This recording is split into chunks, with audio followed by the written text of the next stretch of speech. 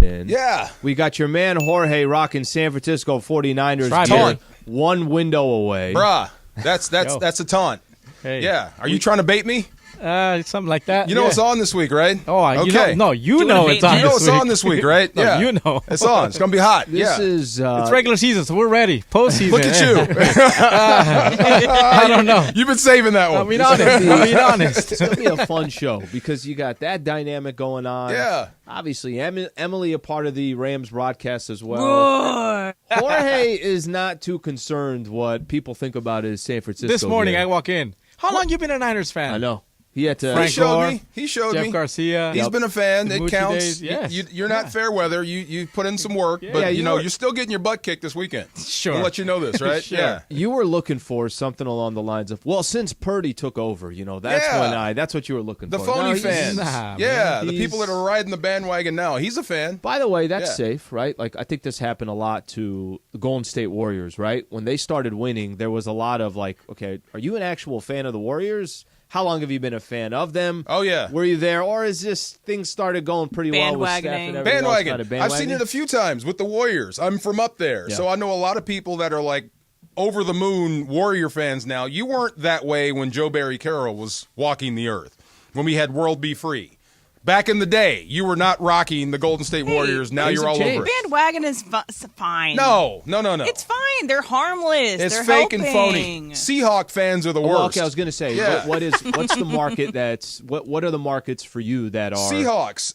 What happened this weekend in Seattle was a normal day when I was in college. The Okay. Huskies win, and the Seahawks lose the next day. Sure. That's how it used to be. Then all of a sudden, it's the Legion of Boom, the 12s, and all this type of stuff, yada, yada, yada. Okay, I got a question.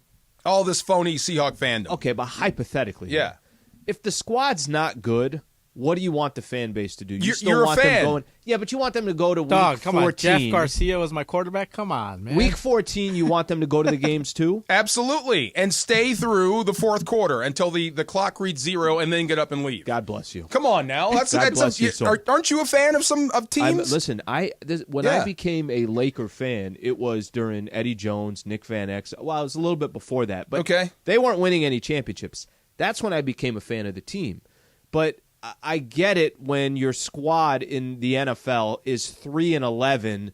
Maybe week 15, you're not looking exactly forward to it the way you would have if they were 11-3. Okay. True. Look at me. All right. Yeah. So I'm a fan of the Steelers because my mom was raised in Pittsburgh, and I was raised a Pittsburgh Steelers fan because my mom is from there. But I don't live in Pittsburgh. I don't have to go there. Can I root for the Rams to succeed? Absolutely. Yeah, sure. I'm Yes. not a bandwagon fan, but I'm going to go to and participate in the Rams games and root for them. Same thing for the Nationals. I grew up a Nationals fan. I went to Nationals games growing up. I'm not going to go and sit through 162 national games because it's a hard thing to watch. But I can go to a Dodger game, right? I'm gonna give you the best example. That's kind of fair weather, though. But go ahead. But Which is fine. I admit I'm a fair weather fan of the Nationals, but I am a diehard for the Steelers, and I'll watch every Steelers game. But that one's a little different because I am not rooting for another team. I'm rooting for underdog stories, circumstances, whatever the case is. But here's actually the best example I could give you. I was going to go to the Padres-Dodgers game on – when's the last game they played? Wednesday, Thursday? What's today, Monday, Friday? Wednesday? Yeah. They played Wednesday. Wednesday was the last. Both squads had a day off on Thursday. Game was here at Dodger Stadium. I grew up in San Diego. I'm a Padre fan. I've said that before, right? Yeah. Okay.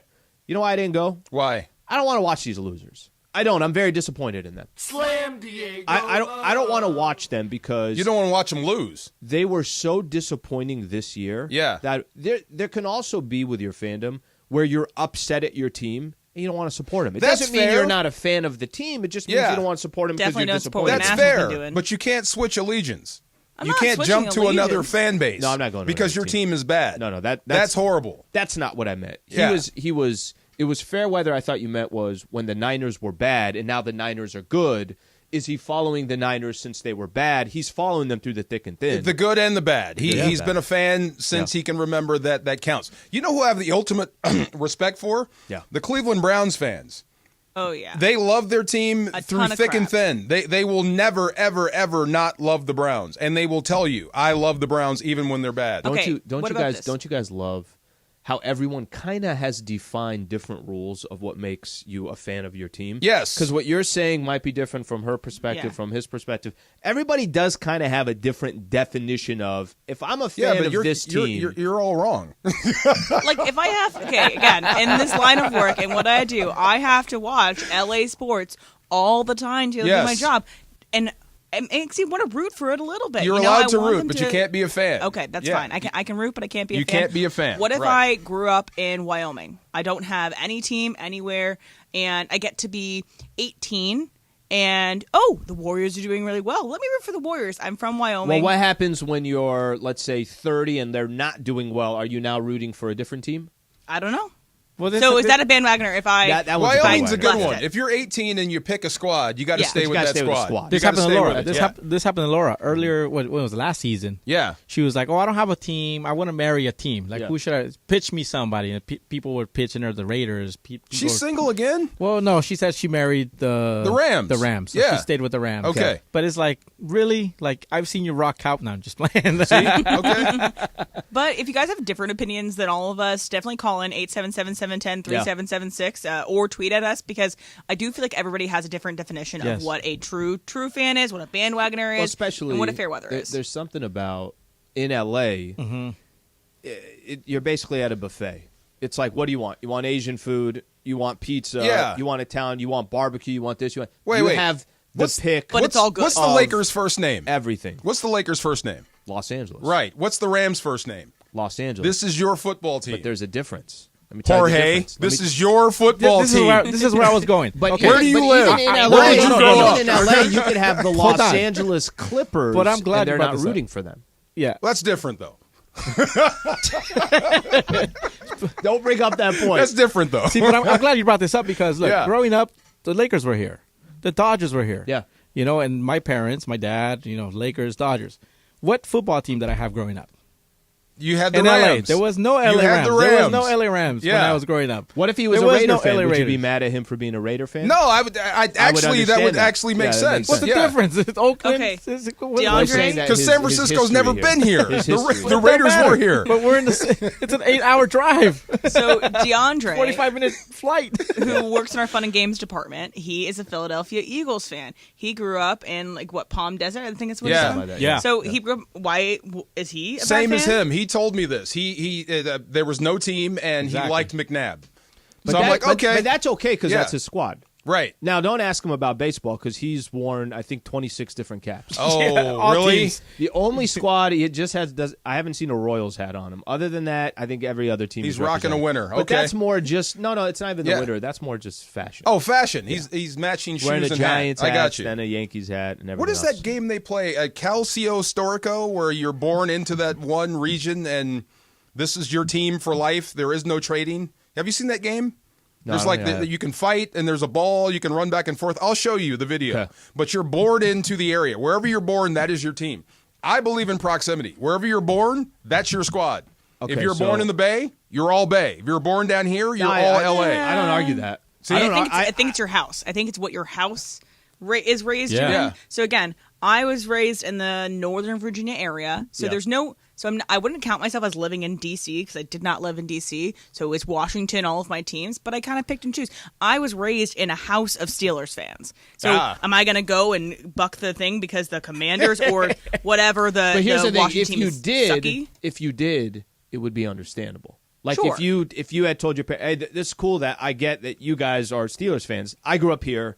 I'm going to root for this team. The Commanders. That's completely okay, or whatever the case is. Yeah. I get the proximity. I mean, that makes all the sense. Well, if it's the Commanders, then all bets are off. You can switch teams if you want. Yeah, I talked to you about Candlestick. It wasn't an issue. Oh my going. You feel God! me? Like, Worse than Qualcomm. Yeah. So Okay. my fandom goes. It's deep. It's deep. It came from the house. My It's dad, real. You know? So It's real. Can we take a quick moment here? Yeah. Because you got one of the coolest jobs in the world. Okay, Emily's got one of the coolest jobs. Jorge, you got we got some of the coolest jobs in the world. That there is a passion for what we do. It's around sports, and then we get to be involved in it. You're going to be at the game on Sunday, rolling up your sleeves, going to work for the 49ers and the Rams game. But what I want to take a quick second for is, How great is this time of the year? Just a quick second. Oh, my God. Just a quick second. This is my favorite time of year. I mean, listen, in the background, you got basically every network that's ever been created in Colorado for the game coming up in college football tomorrow between Colorado and Colorado State with Dion. You got all these games on Saturday. I don't know what you are on a Saturday. I don't wake up and say, I'm going to watch college football from 9 a.m. to 10 p.m. I don't do that, and I don't do that in the NFL as well. But I watch a lot of football, and I watch a lot of college and the NFL. Just the fact that all this is just there for us. Yeah. Is there a better time? No, I love this time of year. And all due respect to basketball players and basketball fans, but this, to me, is the time of year. This is sports. Because guess what's getting ready to happen in baseball? Mm-hmm. You're about to move into the playoffs, right? Yep. Football is about to hit its stride. So this, to me, is the time to – this should be January 1st to me. This is the beginning of the year right now. Well, October, I mean, let's not forget. Let's add Lakers preseason basketball. I mean, you know how important that is. You got to throw that in there. There's six preseason games in October. So when does hockey start? When does hockey start? Right around the same time. Right around the same time. Earlier than the NBA. I love it when it's just, everybody's competing for stories. Yeah, colliding. It's good stuff. Yeah, I love it. Okay, favorite time of year. If you didn't have, hypothetically, you didn't have a game on Sunday. Now, I know you have a game, and I know it's going to be great, but let's just pretend. We had a bye week. You have a bye week, or you have a Monday night game, and Sunday is free and it's open. What's Sunday at DeMarco Farr's house when it comes to the games that are coming up? I mean, is this like... Oh, man. Wait a minute. I'm married with a kid, right? Yeah. So if there's a Sunday open, that thing has been filled months ago. You don't have a game this week, honey. You're coaching softball. we're pitching tents in the backyard. Yes. Come on now. I don't have a day off, bro. I keep thinking about, and I think this is, kind of what happens. You start thinking about the Sunday. I'm like, all right, so what's going to be the spread? What am I going to be eating? Which game am I sitting down for? I mean, this one's an easy one. I won't miss a Detroit game this year for some reason. I'm hooked on the Lions. Yeah. If the Rams aren't playing and I have a day off and I can just watch football, I'm going to find them. They're the most intriguing team in the NFC, really. And I think about you saying that 2 years ago. I know, it's insane, right? And I have some friends that are there, the GM and the assistant GM, both good friends of mine. But I am interested in what they're doing. I guess the other team, it would have been the Jets until the Jets I thought were marquee. 4 snaps into Monday's game, big time, and I would never miss a Mahomes game if I could. Yeah. Okay, we're gonna spend a little time on this. By the way, just a quick heads up. So 10:45, we're doing a little Ask Slee, Ask DeMarco. So feel free to send in some tweets. Hopefully we get some phone calls on that. If you want to be a part of any conversation that we're having, we're just talking about what makes a fan, 877-710-3776. The one thing I want to get into when we come back, it's a big game coming up, and I don't know if we were saying the same thing a week ago, but now all of a sudden you got a Niners-Rams game where there's some pub. I saw some stat earlier today that Vivid Seats fan forecast, 64% of the crowd's going to be wearing 49ers red. They're going to be along there with Jorge. Does that mean anything? How does that change? We want to get into all that when we come back. Stay right here. Travis and Sliwa Show. DeMarco Farr in for T-Raj.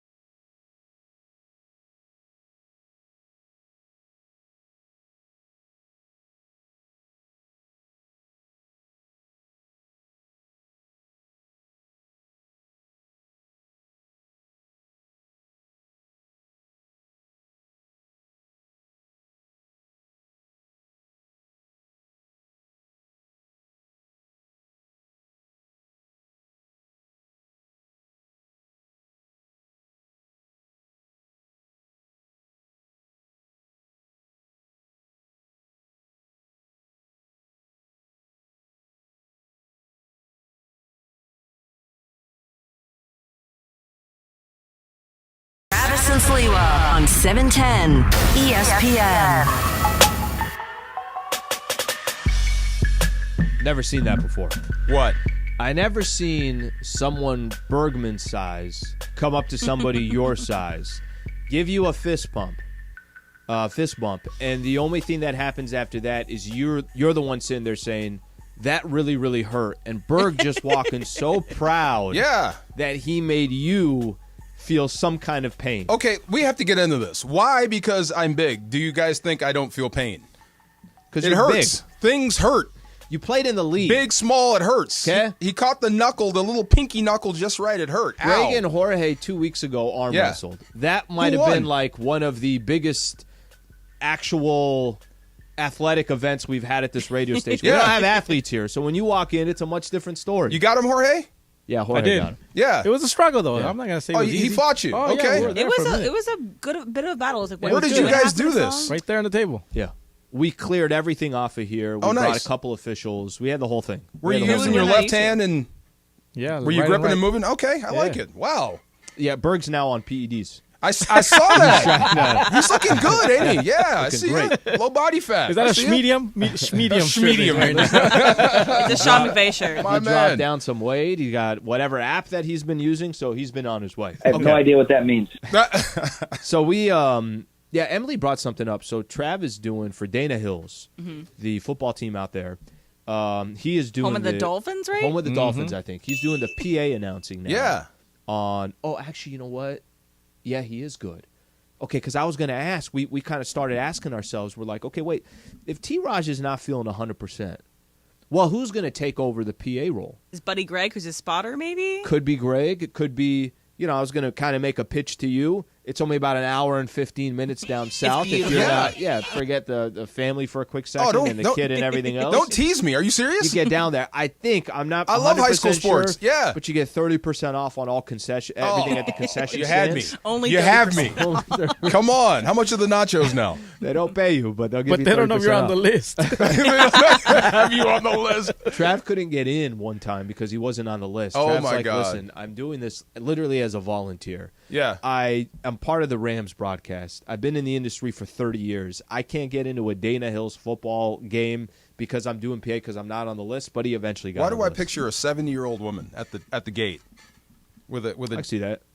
at the gate saying you can't come in because you're not on my She list? might have been doing it because Trav also was walking up there like, do you know who I am? Oh, He no. kinda had He didn't that. go there, right? I think he kind of had that swag of walking up there, and she's like, and he's probably on the list, and she's like, nah, I don't see your name. Dude, come on. I don't see your name here. I got a couple people on X reacting to our fan conversation. So this is Erica Thomas, and this is her fandom rules. So her fandom rules are: you're born with a team by proximity, and you keep those teams for life, no matter where you live. You eventually live. Hence, quote unquote, she is a lifelong Cowboys Spurs fan, even though she's lived here for 23 years. And then Optimus Prime also says, Optimus Prime Rib, sorry, says real fans latch onto a team to root for, but their level of investment is dependent on how the team is performing.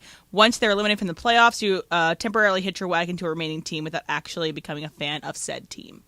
So what do you guys think about those two things? I agree 100%. It's proximity. It's where you're born. Those are your squads. But now, investment depends on if the team seems that they're caring about. you can be a good frustrated. team. You can be frustrated. You can be frustrated with ownership or direction and not support. But that Or maybe is not still watch every your game. team. But that's still your team. But that's the point when you said you got to stay through the fourth quarter when your squad's 3-11, all that. No, you don't. Absolutely, yeah, you do. DeMarco. That's disrespectful to the players on the field. No. Okay. That's a different perspective. Yeah. What if you don't feel like, and there's plenty of examples out there in sports. Show up with a paper bag on your head. There are a lot of times that the players that are out there that I'm like, okay, does this guy care more than I do? Or even players worse, care. Yeah. Or even or worse. the soccer game's tied at 0 and you want to leave. Hey, What happened there? hey. Wait a minute. What is that? This Did guy you leave left. the game? Yes, he did. It's USA Panama. God bless USA. God bless Panama. When did I you wasn't leave? that heavily invested. Okay, here's I what left- When happened. did he leave? The 90 final, minutes. The 90 minutes, 0-0. It's going to go into penalty kicks and overtime. Good deal. And he leaves. Where could you possibly have to go? Exactly. First off, I came from L.A., drove down to San Diego for Sure. the game. Yeah. I have to come back up to L.A. in the same day.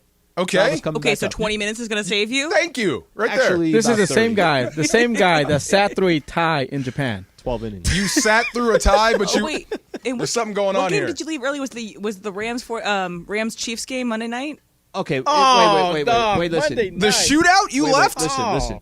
If the conversation is, hey, is Al leaving early? I'm leaving early. Okay. So there is no... You're like, that there- guy. Yeah, and I'm Okay. okay to be that guy. I did. Rams-Niners Monday night game at the Coliseum. I left start of the fourth quarter. But he's not a true fan of either of those teams, though, which is the difference Okay. of what we're talking about. Well, Yeah, I've left early of games that I'm also a fan of that team. You are a Lakers fan Yeah. and a Lakers, Padres, Aztecs. Those are my teams. and a broken-hearted Chargers fan. I'm not a fan. I will root for every other team but the Chargers because I'm a broken. Were you born in San Diego? Born in San Diego. Then you are a Chargers fan. No, You're no, just your heart is broken. No, Well, no, it's in Los Angeles now. I can't be a Charger fan anymore. I cannot root for Dean Spanos anymore. I just can't. If they 50 moved years, back- then I would be a fan Okay. of the San Diego Chargers. That means you're a Chargers fan.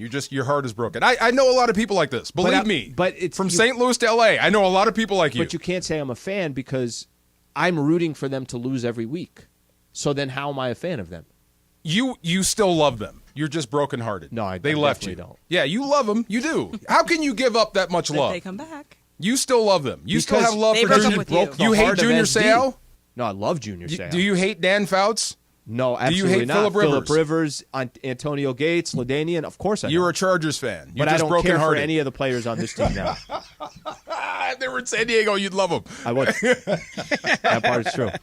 Okay, you got one of these. Em, which call should we take here? Let's take Fernando first because his fandom is very interesting to me. Okay, Fernando and Lancaster. What's going on?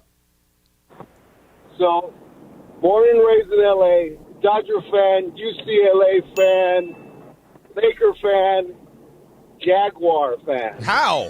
He's the only one. Well, He's the only one that has that combination. How did you become a Jacksonville Jaguar fan? Maurice Jones-Drew. No. The Rams left the year before. Okay. And there was no teams in LA to root for, and 2 expansion teams were coming into the league. So I said, all right, I'm not going to root for the damn Rams in St. Louis. I hated the Niners. I hated the Chargers. So I'm like, we're going to go with one of the expansion teams. So you were a Rams fan, and then they left, and you needed the team, and you weren't going to root for the Niners or the Raiders. I was. That's No, fair. Or the Rams. I respect that. You can, but you Yeah. could make that. When they came back, I said, screw you guys. You don't go back to your ex. Girl. You stick with your girl. So I understand Sliwa when he can't root for the Chargers, even if they go back. Well, but here's the thing, Fernando. Here's You the enjoy difference. that Jags fandom, okay? Appreciate you calling Hey, they're in. doing good right now. Appreciate you calling in. I guarantee you, I know where you can see in Lombardi. There's one here. I'm not sure if there's one in Jacksonville. Okay. I'm not sure if there By the way, will ever be a one in Jacksonville. Okay. L.A. is literally, other than the Dodgers and the Lakers, it's a very different market than all the other markets. And it's different in the sense that, listen, you go to a Dodger game, 99.85% of the fans that are there are Dodger fans. And it's not really, there is no real conversation to have. There's a reason for it. The roots are, you can't get any more rooted than the Dodgers have, the Oh, yeah. historic stadium, everything else. The Lakers, I don't really need to make a pitch for. They've been extremely successful. They've been the brand of the NBA for how many different years, star after star after star. They're in the DNA of They're- Los Angeles. They're Yeah. in the DNA, which is why the Lakers and the Dodgers do so many different promotions together. Of course. Right? Like it makes sense. They did The A's with the A's. exactly. It goes together. After that, maybe you can make case LA Kings because it's the LA Kings, but they fill up crypto every time, but they're not going to have the masses that a Laker fan base. It's just hockey's not as popular. Yeah. But they've got a great fan base. The only other one that you could say is maybe an SC and UCLA, but those are That's different. colleges. Yeah, Those that's are different. different. You can be They from don't move. anywhere. Yeah, Yeah. they don't move. They're not going anywhere. Yeah. They'll move conferences, but they're not going to go But they anywhere. don't move, right. Okay. After that, isn't it kind of fair game wherever else you go? And I'll tell you what I mean by that. There's Vivid Seats did their fan forecast. This isn't a surprise. The 49ers are arguably the best team in the entire NFL right now. Historic franchise. At Historic least in the franchise. NFC. Yeah, yeah. If I said right now, give me your top 3 teams in the league. They're going to be in that Are combo. you getting past 3 without putting the Niners? No. You're not, right? No. Okay. So they're as good as anybody can be. They're one of the Super Bowl predictions or getting to the Super Bowl. Yes, there's a handful of teams that are there. They got star after star. I mean, just in regards to their talent and everything They else. are loaded. Yeah. But this is a question that you and I were talking about before the show. You thought if the Rams won a Super Bowl in L.A., that things would change. We correct? had I think it was Ireland. We were having a conversation. How do you grow a fan base? I said, if you win a Super Bowl here in this city, things will start to change. And it has. It's just been slower than I thought. So what did you think was going to happen? They win a Super Bowl, and then what? I thought that would at least earn you some credibility. You just won a Super Bowl in this city. When has that ever happened? An LA team winning a Super Bowl here. Yep. I thought that maybe you would have some carryover. Maybe the next season, the 5-win season, had something to do with that to slow that. But I thought the growth would be faster than what it has been. It's been great, but I thought it would be faster if you win a Super Bowl here. It's supposed to be 64% of the crowd coming up on Sunday is supposed to be Niner fans, which, by the way, I don't believe that. If you said, if I got to put my money on it, I'm going to say 70% of the fans plus will be Niner fans. Could be wrong, but it's just based on some of these other Niner regular season games here, even a playoff game, regular season game here, I think there's going to be more Niner fans. But one of the questions, and maybe it just is what it is. Maybe that's just what LA is going to be for a long time. The Dolphins-Chargers game, a lot of Dolphins fans, but I don't like using the Chargers as an example because they don't have history in LA. Yeah. At least the Rams have history. If it's a Raiders-Chargers game, Berg and I went to game 1 last year of the regular season. It was Raiders-Chargers. Come on. It's all Raiders. It's not even a competition. I don't know if it's ever going to change. And what we're talking about, like these franchises, the Dodgers and the Lakers, you can't get any more rooted. How long did it take for that to happen? Certain teams, takes a long yes, time. they will travel. 49er fans feel welcome at SoFi. I think that changes when you start flipping the rivalry, when we start kicking their butt week in and week out. Or Make it where you don't want to see your team lose. Absolutely. They don't want to come here and see the 49ers get smoked. Why And would it still be the same if the Niners were expected to be a top 5 lottery pick this year? You know what I'm saying? Like, if they also were not expected to be good, what would that look like in Week 14 when you're playing the Rams rather than you're a Super Bowl favorite? I'll tell you this. If this weekend, let's say the Rams stomp the Niners 70-0. The next year, when the Niners come to town, there'll be less fans. If you sweep the Niners this year and absolutely run them off the field, there'll be less fans here the next year. Guaranteed. Can the Rams do that? Yeah, we'll see. We'll see. It starts on Sunday. No, this is perfect transition here. Yeah. Because we've talked about everything but the game. I want to talk about the game when we come back. Plus, if you want to be a part of the conversation, 877-710-ESPN. Travis and Sliwa Show, DeMarco Farr in the house. Sierra Subaru of Monrovia. It's one of our great partners here at 710 ESPN. I'm so happy to get an opportunity to talk about these guys. For 4 months, I've got an opportunity to drive different Subaru models. The 2023 Outback, the 2023 Subaru Ascent. How about the last one I got? Do you guys know that there's an all-electric vehicle for Subaru, and it's the Solterra? In the month of September, what they're really trying to promote is the 2023 Subaru Forester.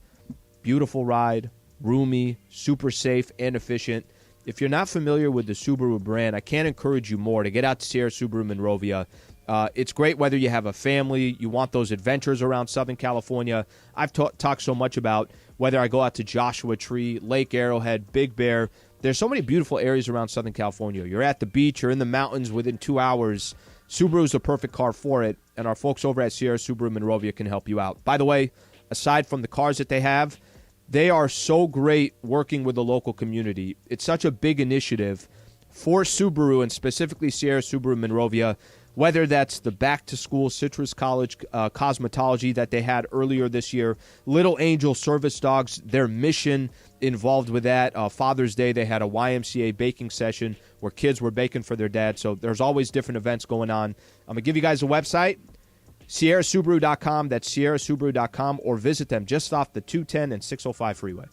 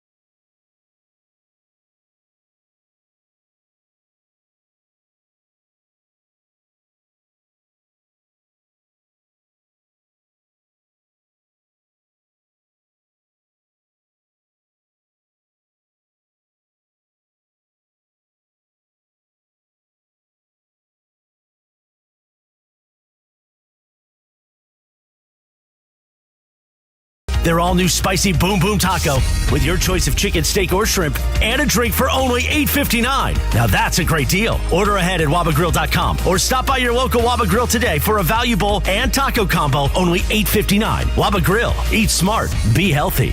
Innovation Refunds does not provide tax or legal advice. We work with an independent network of tax professionals and will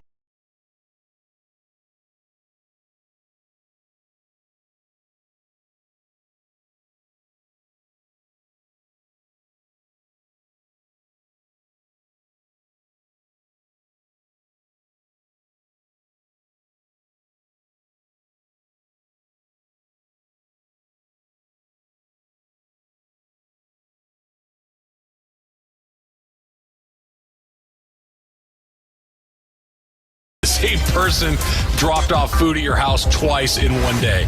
I don't know. Great question. Travis and Sliwa. On 710 ESPN. All right, DeMarco Farr filling in for T-Raj. Big game coming up this Sunday. You got the 49ers and the Los Angeles Rams. If I'd have told you a week ago, if I was trying to hype and promote big game coming up this Sunday, I don't know, I feel like it would be inauthentic. Now that we're sitting here, not to say that those two squads don't always have, obviously, wait. that's an interesting a week matchup ago to have. before the Seattle game. Before the Seattle game. Oh, yeah. Listen, I really did believe this. We're doing a survivor pool. You didn't believe in the tanking for Caleb Williams, did you? No, I just believe that they're not going to be good. Oh, okay. And if you're in the mix, and if you're in the mix 10, 11 games for Caleb Williams after 10 or 11 games, awesome. Go do what you have to do for the franchise. But what happened on Sunday, I think for a lot of people that root for the Rams or are just outsiders watching, I didn't think they were going to lay the whooping on the Seattle on the Seahawks. Now, I will just say this. As we sit here today and you're getting ready for Sunday, there's the overhype of week one like everybody has, right? Half of the league is 1-0. Half of the league is 0-1. Oh, you mean the overreaction coming off week one? Oh, yeah. Yeah. Right? Okay. And anybody who's 1-0, every market is like, look at us. There's relief. It's look relief. where we're going to go. And then if you're 0-1, it's like, hey, is the season over? Whatever the case. Sky's falling. You could be Philadelphia. It could be 0-2. Or Minnesota. It could be 0-2. Yeah. You got the Rams sitting 1-0. They go into a really tough place, tough environment. They beat the Seahawks. They're 1-0. Now you got a game against the Niners coming up. And I know it's a completely different opponent.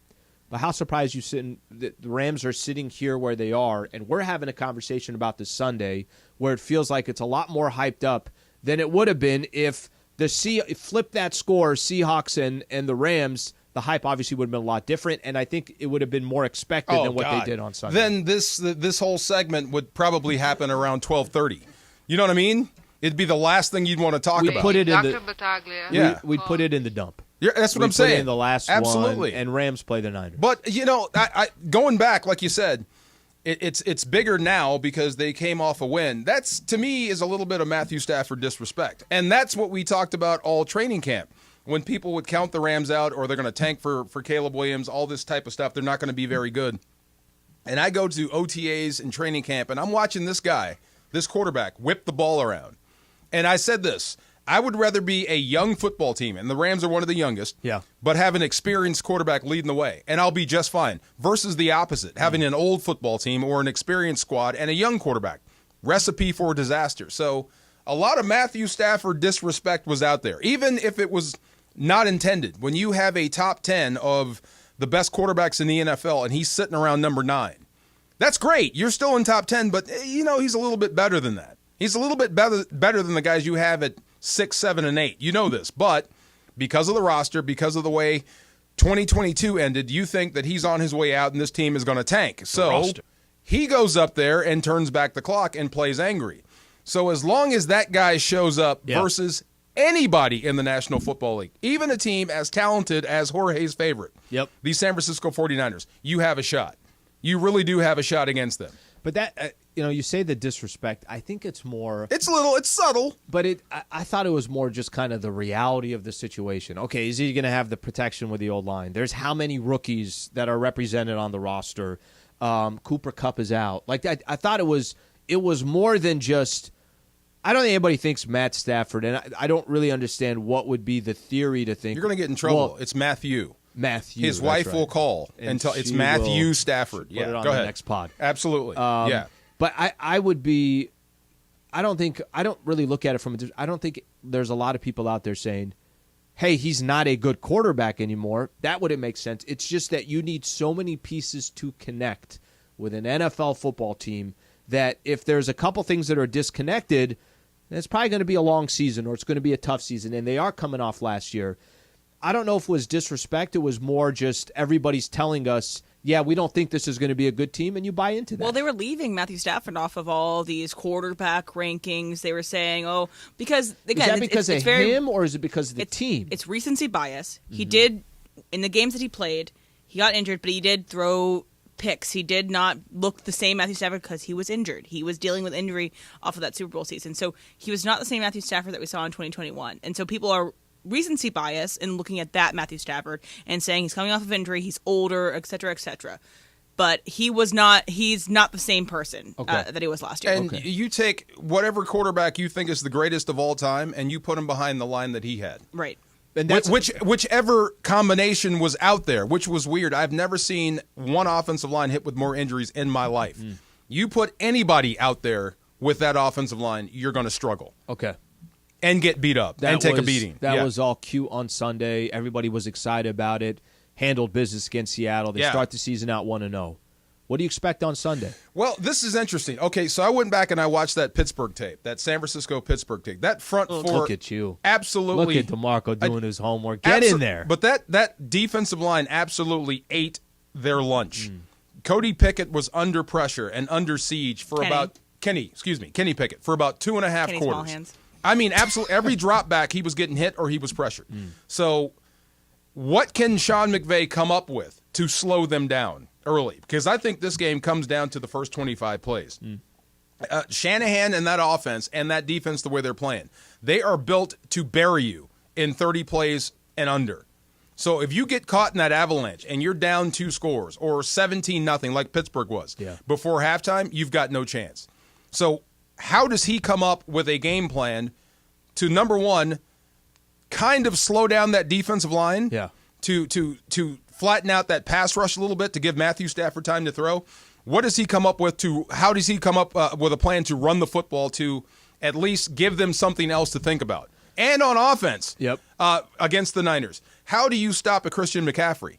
I mean, this guy is like water you're trying to dam. Eventually, he's going to find a crack and off he goes. So it is a 4-quarter battle trying to keep him bottled up. So I think defensively, the way they finished in Seattle, if they carry that over, they'll have a great chance to beat him. They'll have a great chance to slow him down. Did you ever play football? Pretty good insight right there. Love it. Yeah. Come on now. Pretty good. Okay. Is it Cody Pickett or Kenny? Who's Cody Pickett? Kenny Pickett. That's his cousin. Cody's his cousin. Cody Pickett played in Washington. Yeah. Cody is his second cousin on his mom's side. Cody's got bigger hands. Which one has the small hands? Kenny Pickett. Kenny. Okay.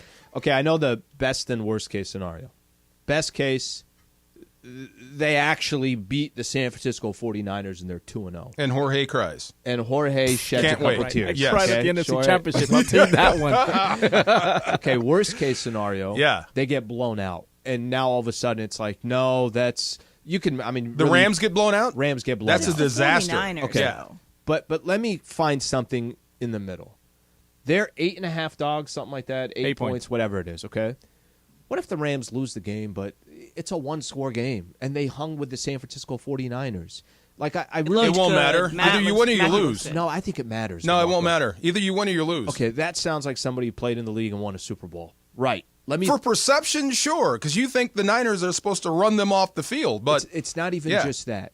If you can walk away the first 2 weeks of the season, you played Seattle, you played San Francisco, you played at Seattle, and you played one of the Super Bowl favorites. You won one, and you hung with the 49ers. Listen, that schedule eventually, I know it's kind of it's more difficult in the beginning. You're going to eventually get some favorable matchups. You don't think you could grow some momentum even if you lost to the Niners a good game? You not to them. Toe-to-toe? No, not to them. When you lose, even if their because roster is 1,000 times better and you lose to them, it does not matter how you lose. You lost to the Niners again. Well, there goes my moral. What would it be, Jorge? If they win again, it'll be 9 in a row? This will be 9 in a row. 9 in a row. Regular season game. Okay, when I was a player, we lost 10 in a row.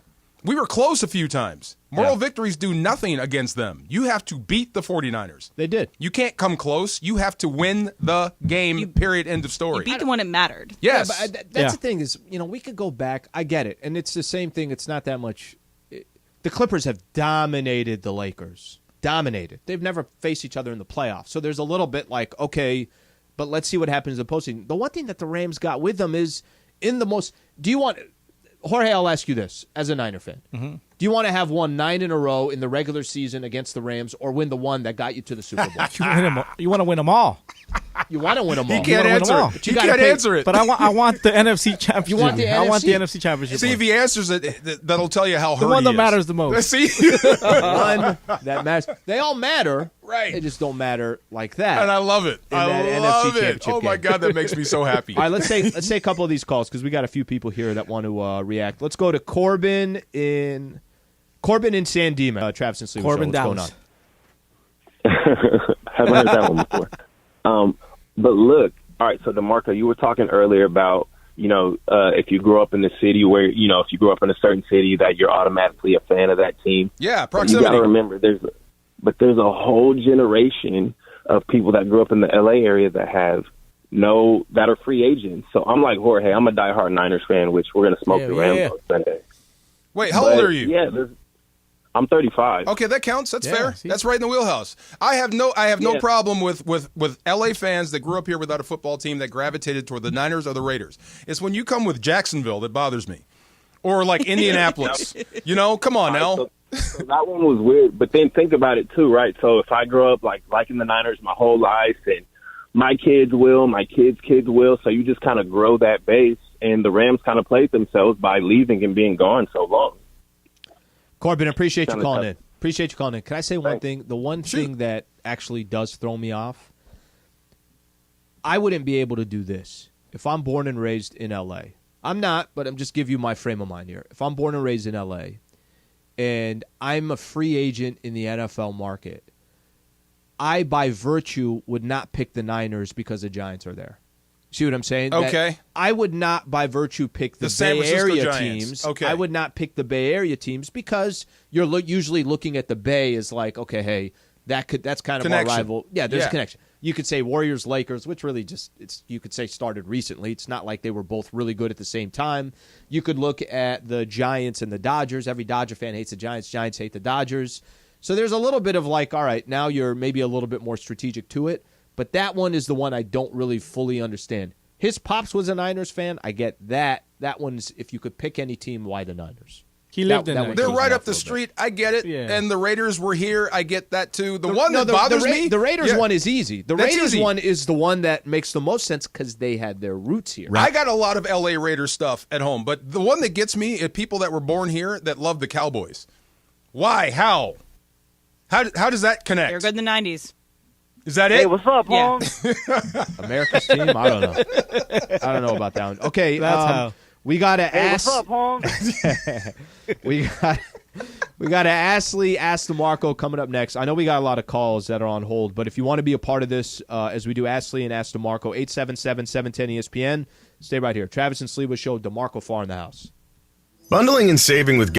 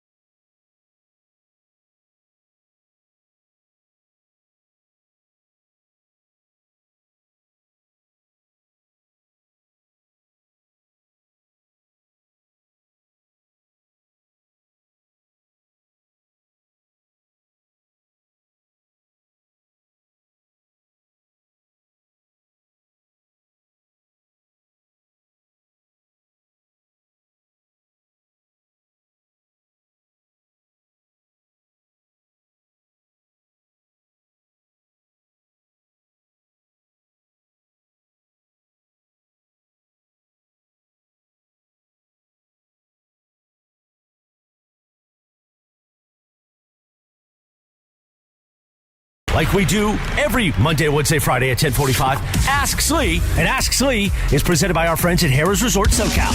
Find your funner state of mind with a visit to Harrah's Resort SoCal. Voted best resort in funner California. From dining to unwinding, you'll find fun around every corner.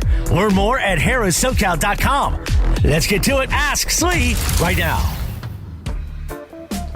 All right, Ask Slee. No Travis today. You got Ask DeMarco, Ask Slee. So I'll kind of repurpose some of them if they can be used for both of you guys. I'll probably ask both of you at the same time.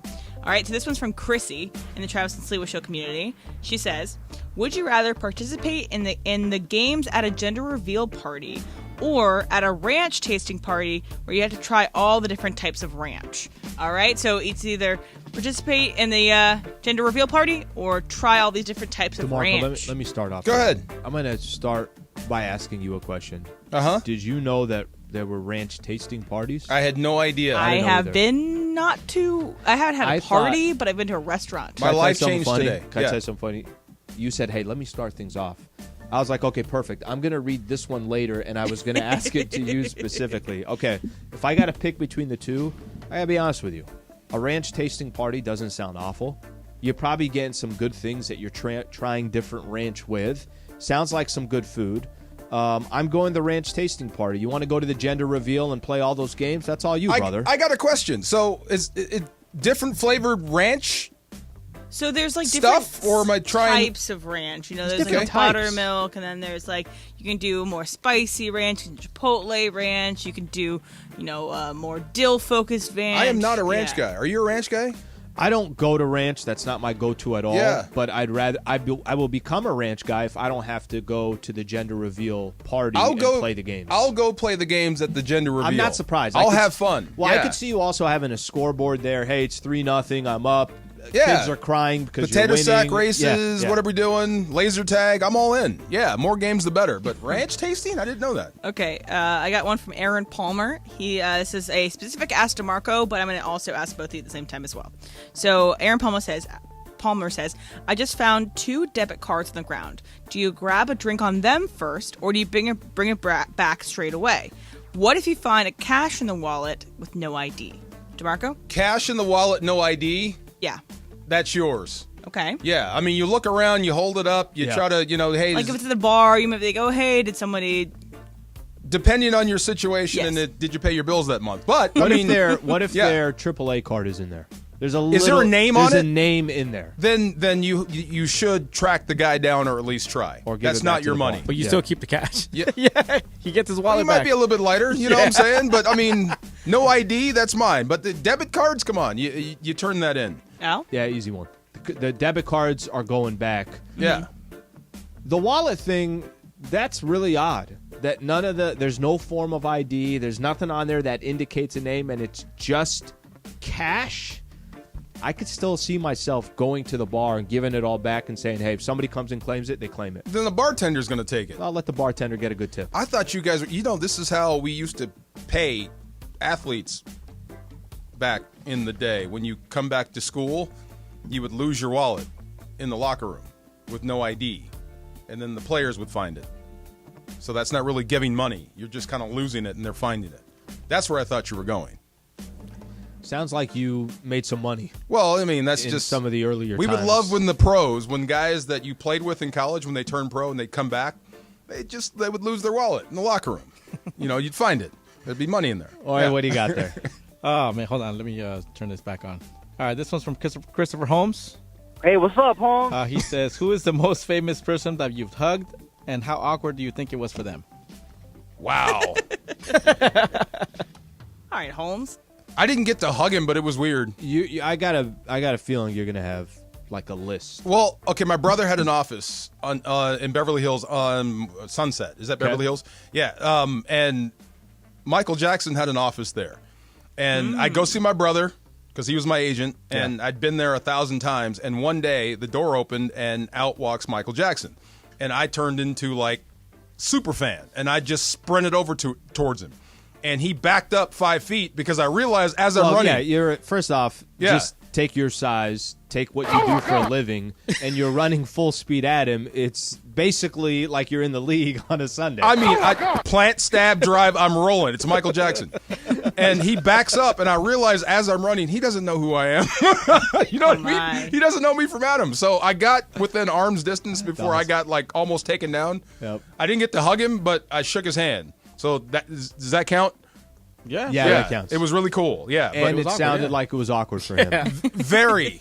He was scared for a minute. Okay, yeah. The only one I think I could put on here, and there's awkward for a couple of reasons. First off, is the first time I met Magic. Wow. Magic freaking Johnson, right? like my idol, Magic Johnson. It's awkward because he's 6'9", right? He's Magic. So anytime you're going in and you can give somebody some love. It's one thing if I do it to Bird. Even you, when you walked in, right? Even with you, it was like... Well, how tall are you? 5'9". Okay. He's on a beautiful day. A whole foot taller on a Wednesday. Yeah. Okay? So even when I come in like with you, it's still like you're a lot bigger than me. So where I come in, it's going to be different. You know, that whole thing. How about with Magic, who's 6'9"? Yeah. Probably a little awkward for him. Like, there was a photo of Martin Short and Kareem Abdul-Jabbar that came out, and again, Martin Short's like, again, his Google says that he's 5'8", so we'll see about that one, but it's Martin Short versus Kareem Abdul-Jabbar, and he looked like he was so tiny. Yeah. You got to get off to the side on that hug. Okay, I got one. The tall guys. I got one from you. You. Daniel Tapia wants to know, you get invited to a picnic. Okay. What's going in that ice chest? Where's the picnic? Are there going to be kids around?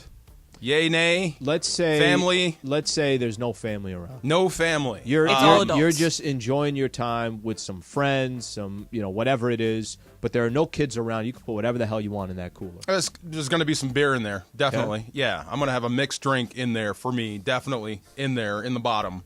What's that stuff? Are you sharing Cutwater?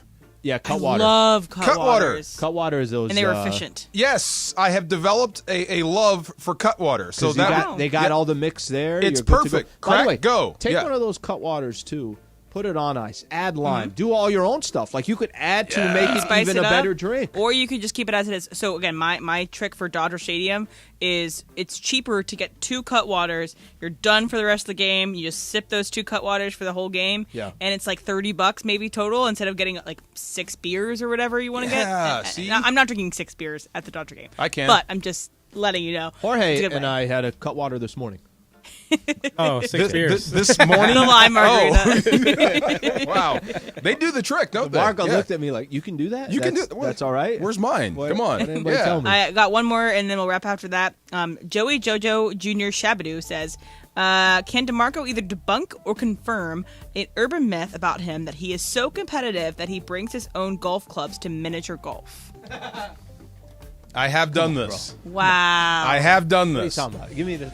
Okay, we started talking trash. It was mini golf. It was just going to be something fun. And then, you know how people are, like me and Jorge. It starts to ramp up, and now we start to put money on it. And then it goes to something personal. And if money's not on it... Oh, just play with the sticks that they have good. there. But if money's on it, now we got to talk to the course director. It doesn't and ask have to him, be hey, money. Listen, the course, we got to... It's a little uneven here. When you start like talking like you're better than I am at something, that's when, okay, well, let's lock it in and go. Now it's not fun. Now the only thing is victory. My only fun is seeing you cry at the end of this thing. So, yeah, I have. Yeah, but I've seen him cry See? past Stop. 5 times. Will you guys see each other on Sunday? Oh, yeah. Yeah. I'm glad you're in the stands for this one. Yeah, he's there. Because why? Every time he's down there, we lose. All right, we got to talk some Dodgers when we come back. First, we're going to take some of these calls. We were, if you're just tuning into the show right now, we were talking about what makes a good sports fan. How are your allegiances? Should it be just geography based? Does it depend on if you grow up in a family and your dad's rooting for a team or mom's rooting for a team, whatever the case is? So we still got a lot of calls on that. But I also want to talk some Dodgers baseball. They're in an interesting spot here. They got one of the best records in Major League Baseball. We're about, let's say, 3 weeks away from them starting their playoff series because they won't have to play right out the gate. And I don't know who the hell they're going to have pitch for these games. And, of course, you want pitching in the playoffs. So at some point, we're going to get Parker Bell in here, which handles our Blue Review as well. So he's going to come in and join us, talk some Dodgers. Stay right here. Travis and Sliwa Show on 710 ESPN.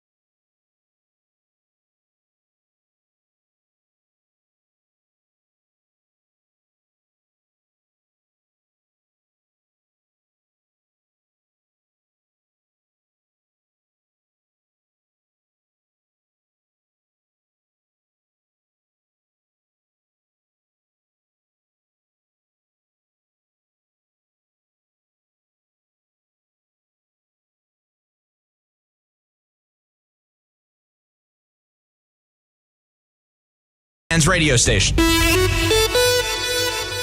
It's Travis Rogers, Alan Sliwa.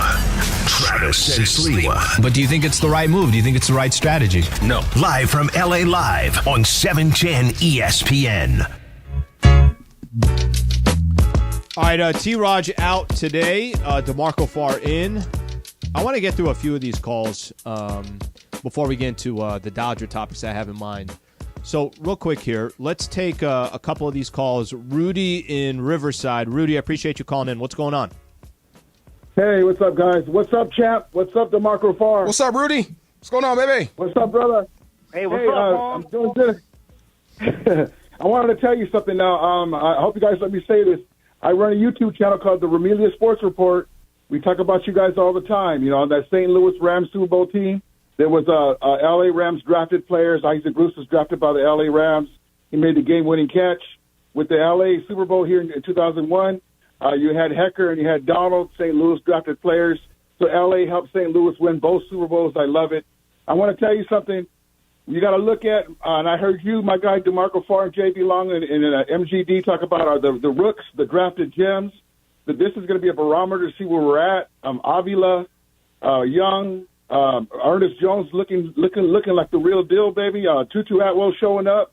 The regular season empire comes to SoFi Stadium, where we saw them last NFC Championship game in the red jerseys going down the escalator to defeat. I love this it. This is game one. The regular season empire. You, listen, the regular season empire. They get out, they puff their chest out for regular season games, only to get smacked in the mouth in the NFC Championship game. Rudy, talk that talk, baby. Talk your trash. I'll see you soon. By the way, Rudy, thank you for calling in. By the way, one of the best things that he just said is watching them go down the escalator. Absolutely. So much fun. Jorge missed the whole thing. How quiet are you? Listen, before the game starts, game's going on, people are rowdy going up that escalator. Oh, yeah. Quiet going out. How quiet is it my God. When you're going out? He called you guys the regular season empire, Jorge. See, you still laughing in there. No, it's because we're having our own show. Oh, their own show back Sorry. here? What is going on out there? They're taking we'll calls. tell you later. They're Okay. taking calls back there. Oh, my God. They're I out there. love it. Okay, how about Amador in Norwalk? What's going on, Amador?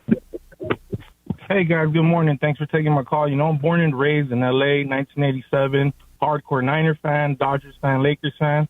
L.A. fans against the Niners need to relax. We didn't have a team for my generation. It's not our fault. Rams fans took them back like a cheating girlfriend, dude. They need to let us be. I focus more on the love for the Niners and not the city of San Francisco. It's L.A. all day. Bang, bang, Niner gang. I can't wait for the 9 in a row on Sunday. That's so weird. That's weak. And That's LA weak. NFL, LA NFL fans need to chill because it's a big melting pot here. So Rams fans just need to get over there's it. no chill. There's no chill. Did he say? calling He said 1987. 1987. The Rams were here in 1987. So you cast your lot with them when the team was still here. But that's so weird to say L.A. Yeah. all day, but I represent the San Francisco. Bang, bang, Niner gang. Yeah. That's so weird. Yeah. That's so weird. But listen, that's your fan base there, Jorge. But that's what makes. That's kind of what makes L.A. L.A. You got people from everywhere. The problem is he's not from everywhere. He's from here. See, Jorge, that's where it throws me off. The team was gone. Yeah. He picked the Niners. There was no team. The team was still here when this guy chose the 49ers. So he went to elementary school with 49er gear on. When Jim Everett was still in town. Come on. When Dickerson was still here. All right, let me take one more call, and then we'll get into some Dodgers baseball. Victor in Anaheim. Victor, what's going on? Hey, how you doing? Good, brother. Thank you for calling in. Hello? Hey, what's up, Holmes? I was just calling just to say I was a Ram fan before they left. I was. And when they left, I didn't jump on a team because I was waiting for a team to come back. And sure enough, the Rams came back, and I became a Ram fan again. So, Victor, what did you do in that time in between, though? Did you just, not watch football? Did you choose anybody else to root for? I watch football. I watched it all the time. I just I kind of rooted for just local teams, which were the Chargers. No 49ers. Yeah, you did. Not 49ers. Yeah, you did. Don't lie, But man. I never jumped on the bandwagon like that on the team. I was just waiting. So you for watched a team and you to just didn't come jump on the back to bandwagon. LA, and sure enough, the Rams came. See? That's a fan. Victor, Born appreciate here. you calling in. That's his that's his team. Yeah. They're back. Yeah. He's in heaven. I don't listen. If somebody's angry that the Rams left L.A., I don't blame them for that. Not at all. Yeah. I don't blame for. I mean, I would have if you decided that you wanted to go. I'll use my situation as a good example. I don't have a squad. I don't. The Dolphins played the Chargers last week. Me and Tua were like brothers. Okay, they got who do they have? See, this I don't believe weekend? that. I don't believe that at all. They're That is playing your the team. Titans. They're playing the Titans this weekend. Yeah. I will root for the Tennessee Titans like you've never seen. I believe you. That's all on the surface level. But I just didn't go pick another squad. Yeah. It kind of is what it is. The LA situation, you have so many options because the Raiders were here, the Rams were here, or in some of these other circumstances, maybe you pick up another team in the process. The pick up another team thing that doesn't work for me. That's fair. And you could have picked the Niners. You could have picked anyone else. I picked the Raiders for a couple weeks, but you can't do that. It's just not in there. That's against your DNA, and No, it. It's not against the DNA. It is. That's the only reason why I even considered. There's a Charger tattoo somewhere on your body. See, I don't look, have any tattoos. So somewhere on your body tattoos. there is Charger love. It's just buried right now. What did you do before the show started? Because if you did not watch the Blue Review with Parker Bell this morning, then you're really missing out. First billing. Okay.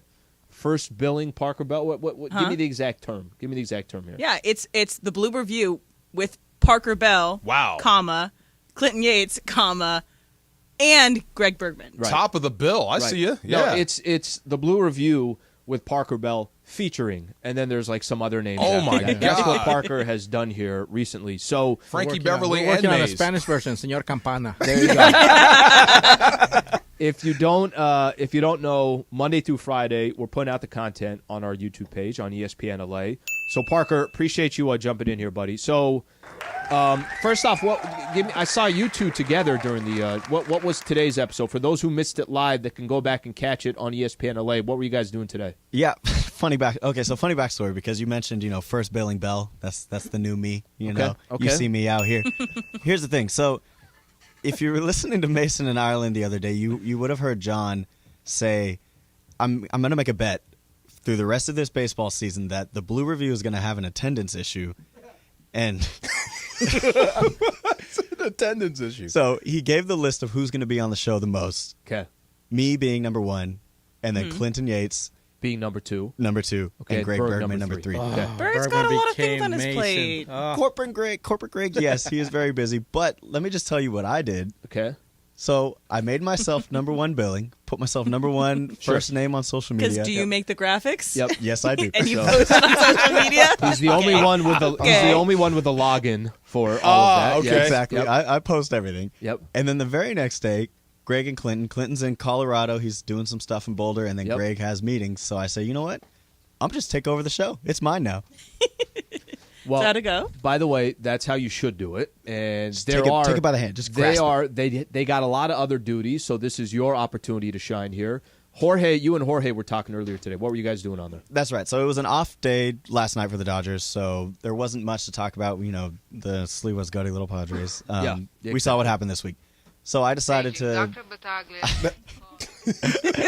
If you cough, I just want you to know. Sneeze, if you cough, burp. sneeze, anything. They don't miss anything. No, you have to do it like incognito. Okay. You can't like I try. I can't face the window. I try to churn Jorge so he doesn't see. Because if you do that, then you're going into the ER office. Okay, go ahead. That's right. So I made the topic today meeting your idols because Jorge this week on Tuesday, alongside Venice Mace and Michael Funchess and the great Beto Duran, the mayor of Dodger Stadium, they met Fernando Valenzuela. Wow. Pretty damn good. That's night. awesome. Yeah. That's Yeah. right. I So, had Jorge, the you picture talked up about on the whole YouTube and experience stuff earlier. You did Yeah, all so we that? talked about the Yeah. experience, us meeting there, meeting Fernando, going to the game, just how everything happened. And How old is Fernando now? Fernando's 62. 62. How's he look? He looks great. He looks great? Wow. Great. That Awesome. photo, he looks Yeah, he looks phenomenal. solid. Wow. Yeah. Yeah, I used to love to watch him pitch. Yeah. The whole thing looking up to the sky. What was he looking for again? Just looking. Just looking up? Yeah. Okay. It was awesome. Yeah. At God, I guess, Is that what it was? Yeah, Okay. Yeah. Okay, so I think, Parker, it's an interesting situation with the Dodgers because if you're just looking at their record, you're just looking at where we were sitting a couple weeks ago, and I was before the Dodgers were getting ready to play the Atlanta Braves. They're getting ready to go a 4-game set against the Braves, and the Dodgers were 4 games back of Atlanta. But that's okay. Atlanta got off to such a great start. They're going to be one of the World Series favorites. Coming into that matchup, I'm like, hey, this is a great little regular season test. Whether it's a test or not, it's a fun regular season matchup. It's the 2 best teams in the NL. Since then, take away that they lost 3 or 4. Okay, it's regular season. The world's not going to end. They're not going to have the best record in the NL. Julio's no longer pitching for the Dodgers. We all know that. Clayton Kershaw's got the issues that he has with his shoulder. Tony Gonsolin is out for the year. I don't need to go to some of the other players of Dustin May and some of the other guys that are out there. Parker, help me understand that when we're 3 weeks from today, what's that rotation going to look like? Like, especially in the playoffs. DeMarco, this is a great football analysis. Yeah. Do you want a team in the playoffs? Do you want them to be able to score 30 points a game or one of the best defenses in the NFL and they run the ball? And if my comp to the Dodgers is, do you want pitching or you want hitting? They can hit, and it's not. This was never the plan. But the situation now with the Dodgers is they just don't have arms. How concerned are you with that? How much do you guys talk about that on the Blue Review? Well, every single day. Let's be honest. Yeah, the bats are there, like you mentioned, Sliwa, and we don't need to really bring it up because Mookie and Freddie are just going to do their thing. They're going to carry this team as much as they can, as long as they. Muncie's going to hit Jacks. Exactly. Will Smith is a threat. I mean, they got threats everywhere. Muncie will on either offense. strike out or hit a home run. It's one or the other. My kind of guy. That OPS. Yeah. But still, he's hitting jacks. But the rotation, that's the thing. And it Friedman's going to want 13 guys for this playoff rotation. And I think the later end of the bullpen, they're kind of already set. You're going to have the guys like Gratterall, Kelly, Phillips. They're all good already. But it's the starting rotation that is the Dodgers' issues. Now, they did something similar in 2020 when they win. So they have a formula, and it's all based on matchups and bullpen games. With a better bullpen. Correct. with a better bullpen, and you got guys By a too. lot. But think about this too. 2020, they play 60 games. Exactly. Everyone's still fresh, right? Kershaw's not fresh right now. Not at all. Lance Lynn, if I might be wrong on this, but he's got, at least from innings pitched, he's also pitched a ton of innings. I think leading the league in how many home runs that he's given up. Looking like 2023 White Sox. Okay, and then Wow. you got all these youngsters. Bobby Miller. Wait, is that good or bad? This is not. That's good. That's bad. not good. That's Okay. very bad. Yeah. Bobby Miller, I mean, looks like the guy can go out there in a playoff game, and I wouldn't be shocked or surprised if he had 9 Ks, went 7 innings for you. He's also never pitched a playoff game. So I think there's the comp that you're making about 2020. I could see where you try to find some, hey, there might be a comp here or there, but big picture, it's really different. No, exactly. It's really different. The only similarity is that you're going to have to roll out game one. If I was a betting man, I would say it's Kershaw. Even though he's dealing with this velocity issue, the shoulder is, I mean, are we seeing the end of Kershaw? We don't know. But Who's the best pitcher right now in the Dodgers? Who's performing the best right now? I would have to say Bobby Miller. All right, then why don't you put him out game 1? Because it's Kershaw. Because it's Kershaw. That's I think exactly. not even just it's Kershaw. Yeah, It's Kershaw also, game 2. But it's also this. Bobby Miller has never pitched a playoff game, and Clayton Kershaw give me any scenario that you've ever given me. And Em, you're not wrong saying what you're saying. Well, what if Kershaw goes out there? Do you want Kershaw that's going out there with all experience in the world and nothing surprises him with his not so best stuff? Or do you want this kid that you've never seen in the playoffs, but has some of the best stuff in Major League Baseball, is one of the best young Is pitchers? their best You can performing make an pitcher right argument. now. You can make an argument for Bobby Miller, even though I think it's going to be Bobby Kershaw. Miller has faced playoff-ready teams. He has performed really well against playoff-ready teams. We have not seen him play poorly, and from everything everyone's reporting about him, he does not look scared at all. So why not put it in the hands of your best-performing pitcher? My concern in this with the Dodgers is think of the names we're talking about. Bobby Miller is going to be one of those guys. Pepio probably will be one of those guys. I'm just using it as Lance Lynn will be one of those guys. Kershaw with his shoulders, one of those guys. Some other young pitchers 4. that they have as well. But I'm just talking about in general. There's not one player there that you're saying, oh, I'm 100% comfortable with. If you want to make a case that you're 100% comfortable with Bobby Miller, that's fine. He's never pitched a playoff game before. Do you have enough bats to win it? Do you have enough bats to win it without good pitching? They do. They do, as long as they are healthy. If J.D. Martinez is back to where he was in the regular season form, I'd say they do. But here's the thing: in the beginning of the first round series, or second round, because they got the NL West. If they're playing a team like the Brewers or something, sure, I do trust this rotation. You could throw out a Sheehan or Pepio, and you can use matchups because these Brewers are like, they're not really great changeup hitting teams, and you could use the guys in the bullpen who aren't really heavy throwers, but they got good off speed, and you can win a series that way. With Bobby, but the test will be this weekend. Kershaw coming back, sure, slated has to he come look? back against the Yeah, Mariners. has he look? That's the test. Can you count on this offense, the Dodgers offense, which has been great all year, though, getting the same amount of production out of postseason pitching against them? That's also what you're worried about. I think Trav said it best. Trav said, baseball is so, and I hate using this excuse for the Dodgers because they've been good for way too long to have one World Series. And I really, really do hate to use the excuse for it. The randomness of baseball. The fact that the Dodgers are in this spot. They've had times where they're set up perfectly. They've had times where there is no head. Yep, this is who's starting game 1. That's who's starting game 2. This is what we got in the bullpen. You won 111 games last year. The randomness of baseball. What if, when things just did not line up for the Dodgers, and even if they got offense, that's great. And Daniel, in the playoffs, it's different. I mean, the playoffs you're facing, Emily just mentioned it. These are the best pitchers that are left in the game. Usually, are going to have the ball going up against the Dodgers. Yeah, good pitching always wins. You want your pitching more than you want your hitting. So Parker, great stuff, buddy. Monday through Friday on YouTube. Parker making it happen, and he inserted himself as the first name. Smart. On that YouTube page. Smart. On that Smart YouTube man. show. Yes, sir. Okay, we come back.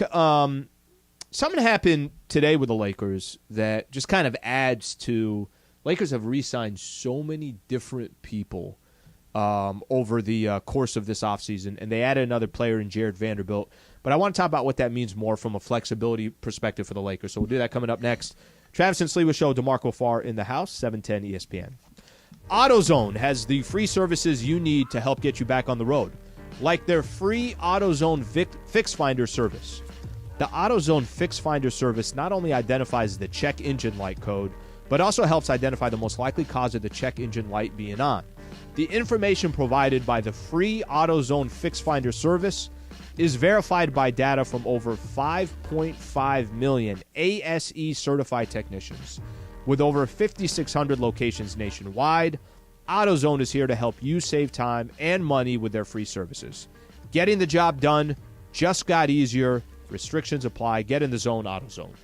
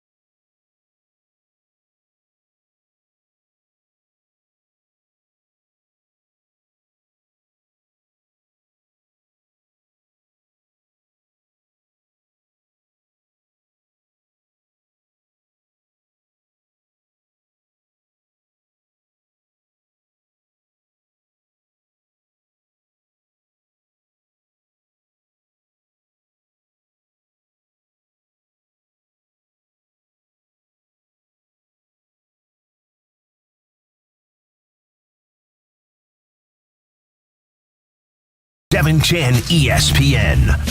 Okay, DeMarco, we've had two different moments with Greg today. Okay, the first moment I haven't been was, on air today. No, you haven't. But that's kind of because Harper had to go first. When you came in and busted my knuckle. That's what I did. The Is it first broken? moment. Are you going to be able to do this It's show? bruised. It's bruised. Yeah, it's good. Going to be able to do the Rams game sidelines? Maybe. Okay? I might go on IR. 21 days. Right. Yeah. The first time was when he injured JB, you got to do it all. First time was when he injured you. The second time was when he stormed in here. And Storm's was like, right. Bro, what did Parker just say? Yeah. What did Parker just do? Listen, I don't know if you have, unless you know how to edit and get all this stuff going on YouTube, I don't think anything's going to change on YouTube because Parker's the one with... Parker, actually, if you get the password, he's going to change the password. He's that guy? Yeah. Okay. He's gonna Parker is the best. It was Blue Review 938, and now... All right, what'd you take of some of that performance right there? All right, well, first of all, I was pretty annoyed yesterday with the fact that Bell, Yates, and Bergman, that was the order that it actually went Bell, Bergman, Yates. So I got first billing in there. So you're Yates. second. I was second, so at least Is Yates it was alphabetical? third. Is that why? Yes, it was alphabetical. I understand, but to go that bold to say I'm putting myself first, and then have the guts to come on the air with you guys to promote the show. He's not gutless. He's not gutless. He is not gutless.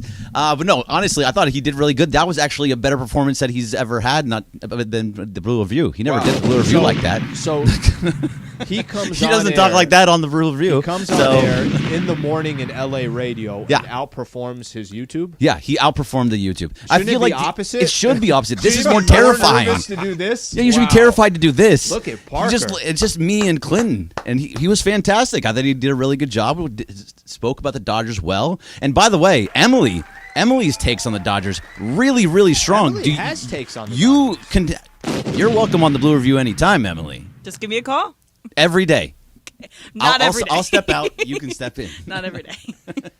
But no, that was very good. You know what I didn't agree with half the things you guys said, but I was going to say, what did you think of the content? Yeah, no? Okay, wait. Before you go into what you disagree with, you know what I'm kind of worried about? What? Parker might change our show too. He might. You know, put himself on top. Yeah, no, he might put out the pod. Travis Sliwa. Wow.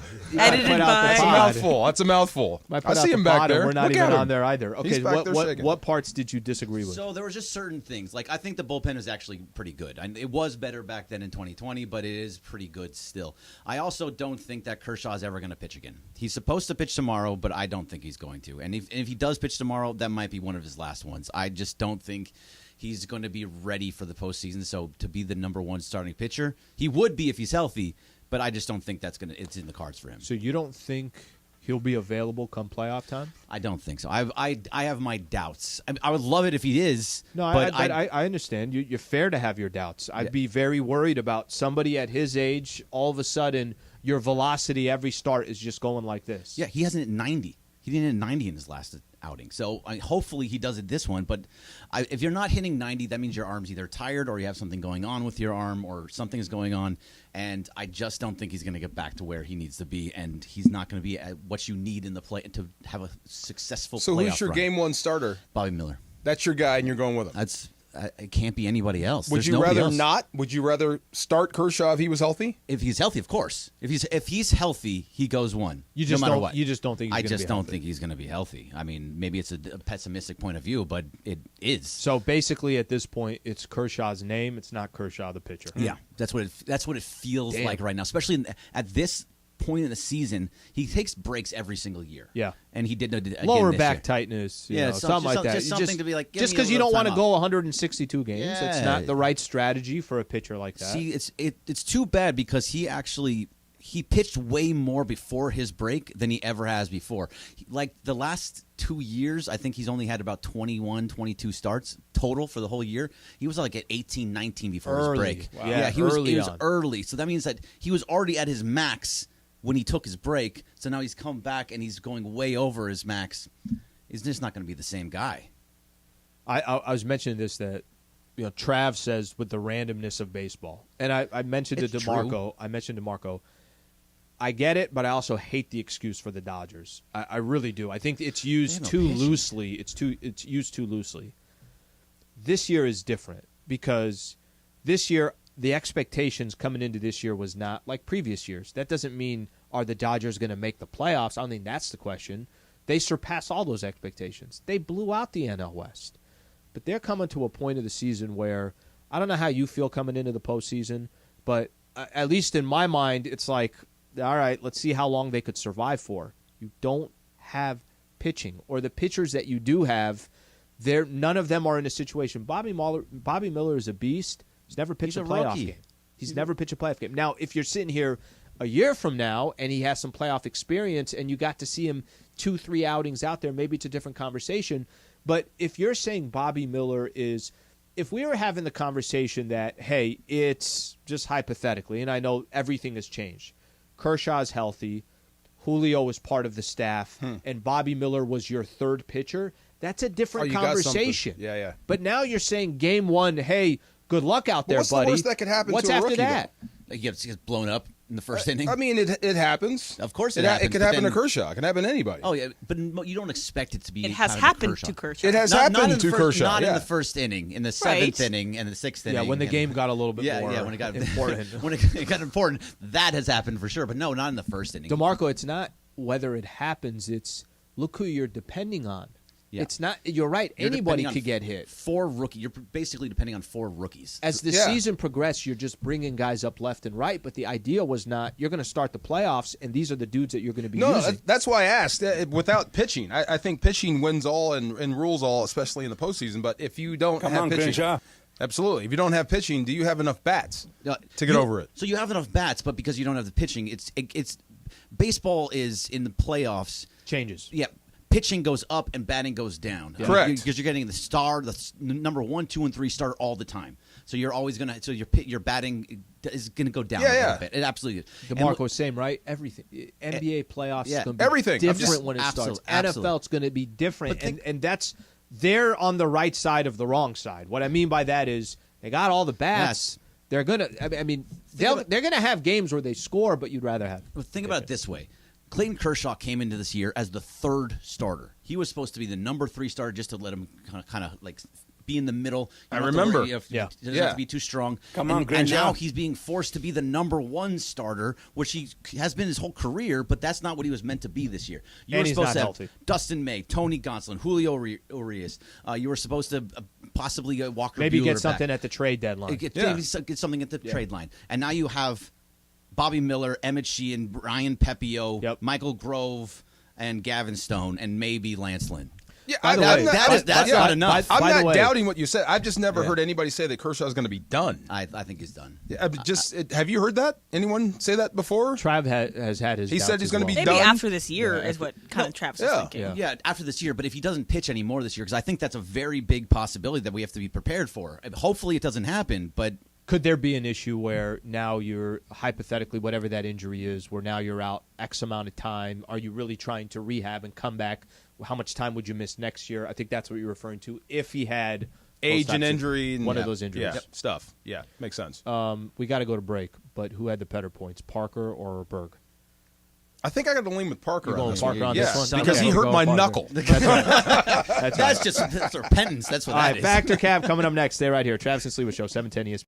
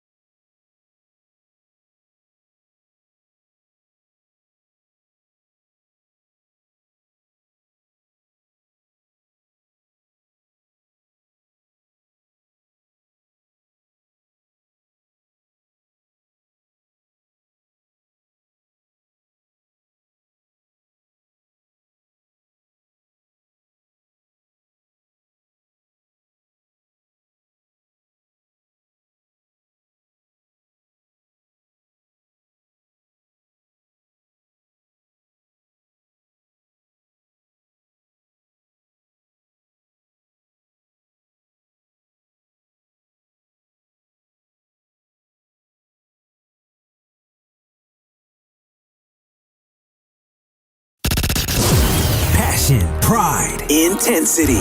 LAFC!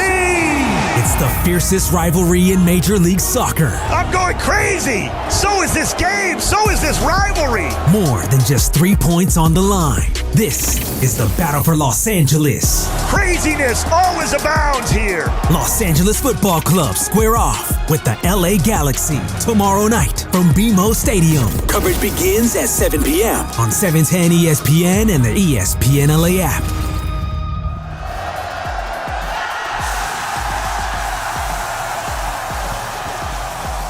Parker first, and then I can get Parker, to you. can I say hi to Emily? Wow.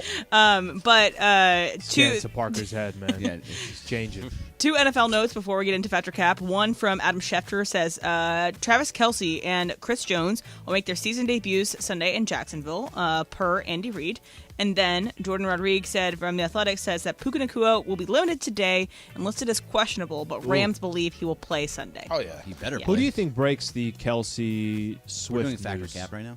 Yeah, but who do you think breaks the Kelce Taylor Swift news? Emily. Okay. Until I see pictures, No. They're a thing? Schefter. No, they're not They're really. beginning to be a thing.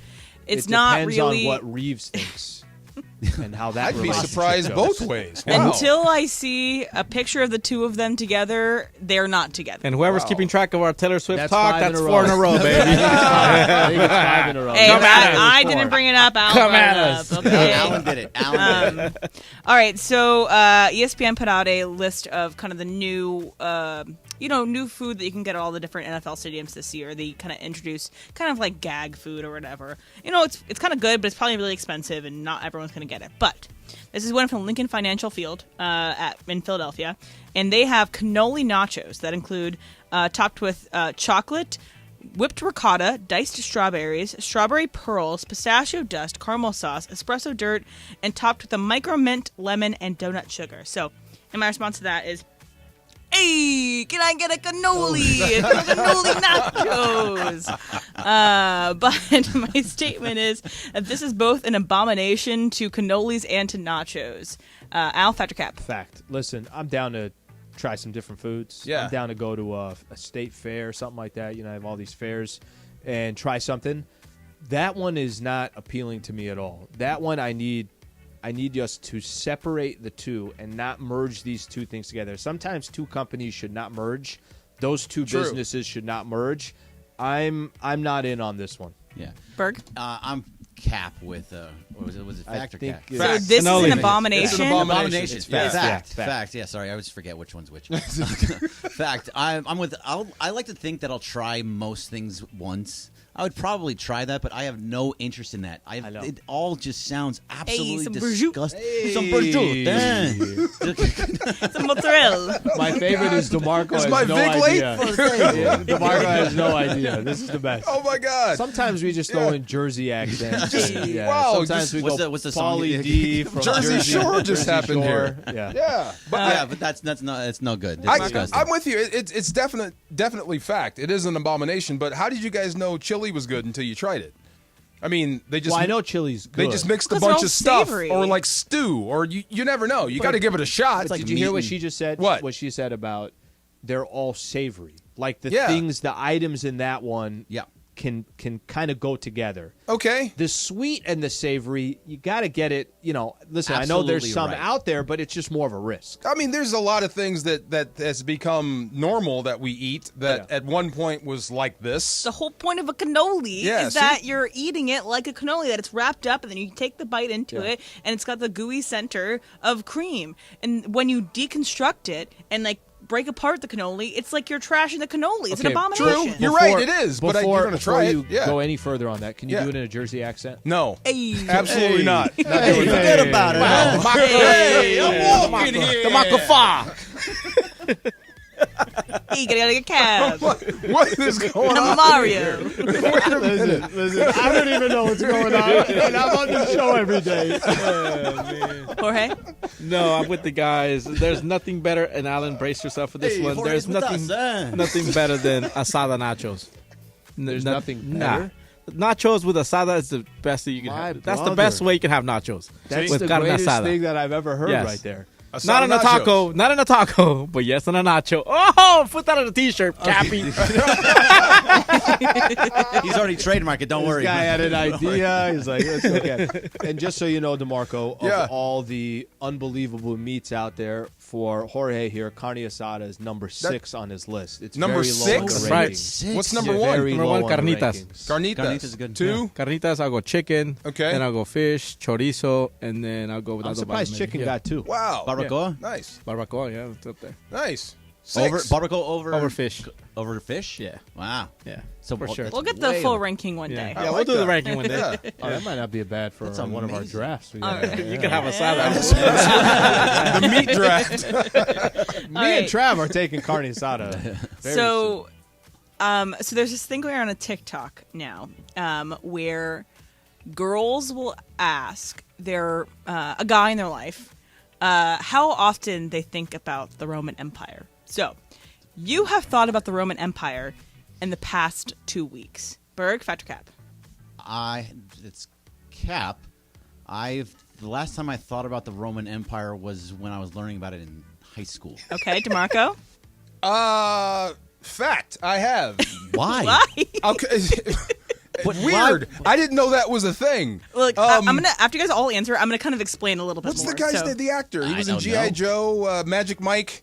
Channing Tatum. Channing Tatum. He has a movie called The Eagle, where he's in the Roman Empire times. So I was looking that up. Okay. Yes, so I have, just on a whim.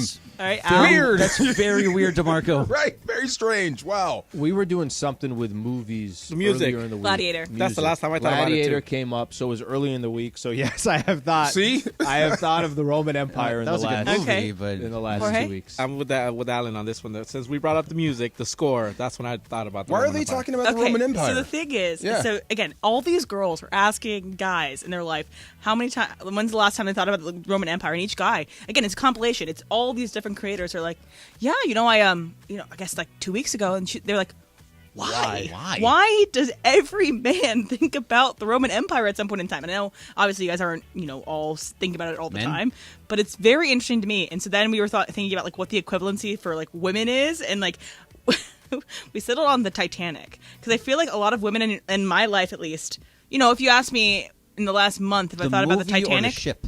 both. And I think you can think about Both qualify. Yes, Yeah. both qualify. And I've thought about Titanic in probably the last 2 weeks. And, Why? I think I was just thinking about, I saw a TikTok about Celine it. Dion. Jorge and I also thought about the Titanic. Nah, you're on your own. Within the last week. Nah, you're on your own now. I don't want to meme out there. No. All right, so Marshawn Lynch is doing this thing with Amazon, and I'm not sure if it's like going to air right before the football game, but it's with Amazon. It's called In Your City.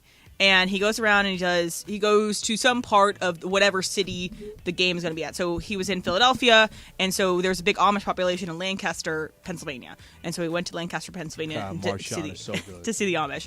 So I'm going to play like maybe 2 clips from him kind of experiencing the Amish life from these people. So this first one is he asked how much a buggy cost. $15,000 for a new buggy. Well, 15 bands for a buggy? Yep. And all you get is this? You don't even get no music on. You gotta sing. I'm not sure if y'all familiar with this guy, Weird Al. I can show you a video and you'll watch it. Video? I don't want to get you in trouble. What's a video? Oh, you can't touch it, huh? Oh, I can't even look at it. All right, close your eyes. All right, so then he played Amish Paradise by Weird Al, and then I'm also going to play this. He's about milking a cow. So if you pull one of them, it's all pulling You gotta from the milk them all same. at the same time. All 4 of them? How the you do? How many hands you got, baby? It's time to get out of here. It's time to go. All right, so you would want to do anything with Marshawn Lynch. DeMarco, fact or cap? Fact. Absolutely. I want to hang out with Beast Mode. He is funny. There's something about these Cal grads. They're all like weird. Aaron Rodgers, him, they're all nuts. But tell me you wouldn't want to hang out with them. Absolutely. Yes. Yeah. I don't know how to feel about him. Is that funny or embarrassing? Al? Fact. I don't think you could be more authentic of a person. The dude is literally him. However he acts, like everything seems so genuine all day long with Marshawn. No question about it. Yeah. No, it's fact. He's absolutely hysterical. He's on the show. God, I can't think of what the show is. It's a show about they do a police. It's like an improv show. An improv right? show. Yeah. Do you know what it's called? It's like something murders. Yeah, Murderville. Murderville. Yeah. Murderville, and he's absolutely hysterical on it. And then he was in this movie Bottoms that came out 2 weeks ago. That's also really funny. He's really funny in that too. He's really funny. Like the way you put it, he's authentic. He is who he is. He said that. Yeah, and I gave you credit. You should take it. Thank you. Yeah, DeMarco, thank busted you. My knuckle. You're welcome. But he's just so real, and he's gonna be hilarious at all times. Yeah, so I'm in. I'm always unbelievable. Wow. Okay. Sign me up. This guy knows how to have a good time. He's living life at this fullest. He's the man. And I've seen behind the scenes footage of other shows he's done, and he includes the cast, like the camera guys and the sound guys to do some of these stunts that he does. He's such a fun guy. So yeah, I'm down.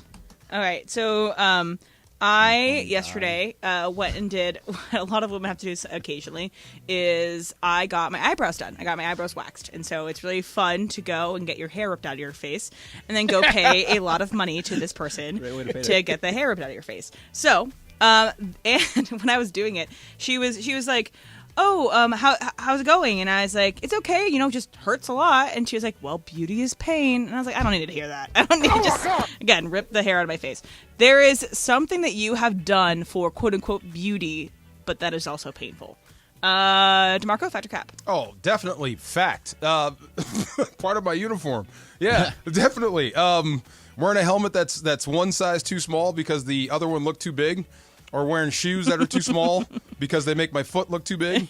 Did you really do that? Absolutely, yeah. Your helmet. You got a smaller helmet because it looked too big. Because the other one made me look like Kazoo. I'm not wearing this thing. Flintstones reference. Absolutely, yeah. Put my life at risk because of fashion. So fact, definitely. Al?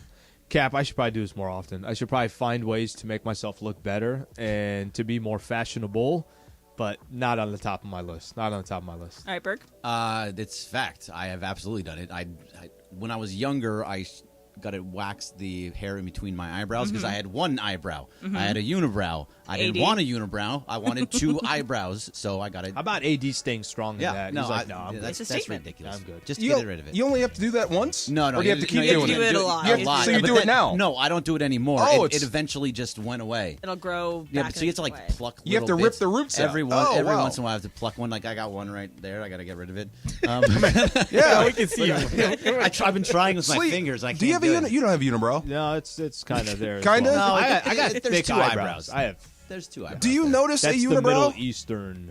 I think you have to point out a unibrow to me. I don't notice it until Well, you say see it. ADs, right? AD is it? Until he pointed it out, I had no idea. AD was easy. No, AD was. Yeah, AD Really? and AD had hair like going in different Are directions. you eyebrow blind? No, I think if you have it's way more sensitive to facial you blindness? if Yeah, you're the maybe. guy. Yeah, that's true. But I don't notice it unless you point it AD out. is Picture. an Look easy one up online one. for him. I don't have my phone. AD to do is it. an easy one you would recognize. All right, Jorge? Okay. Yeah, I've done the threading, eyebrow threading when I was younger, and then I've gone in to get my What is toes that? done. What is eyebrow threading? Is basically like waxing, but without the thing. It's they just thread. Why it did you or do whatever. that? Huh? Why did you do that? Because It was fashion. Let me see your eyebrows. No, I don't do it now. I mean, let me see. I don't know if you can see them. Yeah, I don't know. What was the point? Why? They're thin, They're dainty. thin. They would just clean them out from the side. Wow. Yeah, so I did the threading at some You're point going to in my start noticing eyebrows a lot more Yeah. Really? after our conversation. When you're on the field Yeah. on Sunday, just look at every guy's eyebrows. If you point them out, I would. I just Make didn't that know. be one Okay. of your post-game questions. Yeah, exactly. The unibrow. Hey, you have a unibrow. Why do you have a unibrow? Why don't you just wax that? Yeah. Also, Aaron Rodgers said on the Pat McAfee show that give me your doubts and then watch what I do. Oh, he's not going to come being back. Is he? incredibly No. cryptic lately. So There's a lot of I don't have nearly the hate. There's not that many people on this show that like Aaron Rodgers. But you'd love to have him as your quarterback. Oh, I'm fine with him. I don't pay too much attention when Even- he does off. honestly, I just if he watch was the him on quarterback of the field. Steelers, I would root for him 100%. You would love him if he was your quarterback. Definitely. Okay, we got a lot of things top of the hour I want to get into football wise. So Dion, Colorado, everything going on this weekend, all the attention. But we come back, something happened with the Lakers. Jared Vanderbilt got an extension. I want to talk about some of the flexibility that the Lakers have coming up for this upcoming season. We'll do that coming up next. Stay right here. Travis and Sliwa Show, 710 ESPN.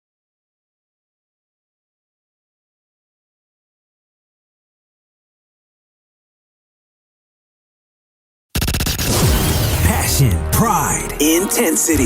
LAFC! It's the fiercest rivalry in Major League Soccer. I'm going crazy! So is this game! So is this rivalry! More than just 3 points on the line. This is the battle for Los Angeles. Craziness always abounds here! Los Angeles Football Club square off with the LA Galaxy tomorrow night from BMO Stadium. Coverage begins at 7 p.m. on 710 ESPN and the ESPN LA app.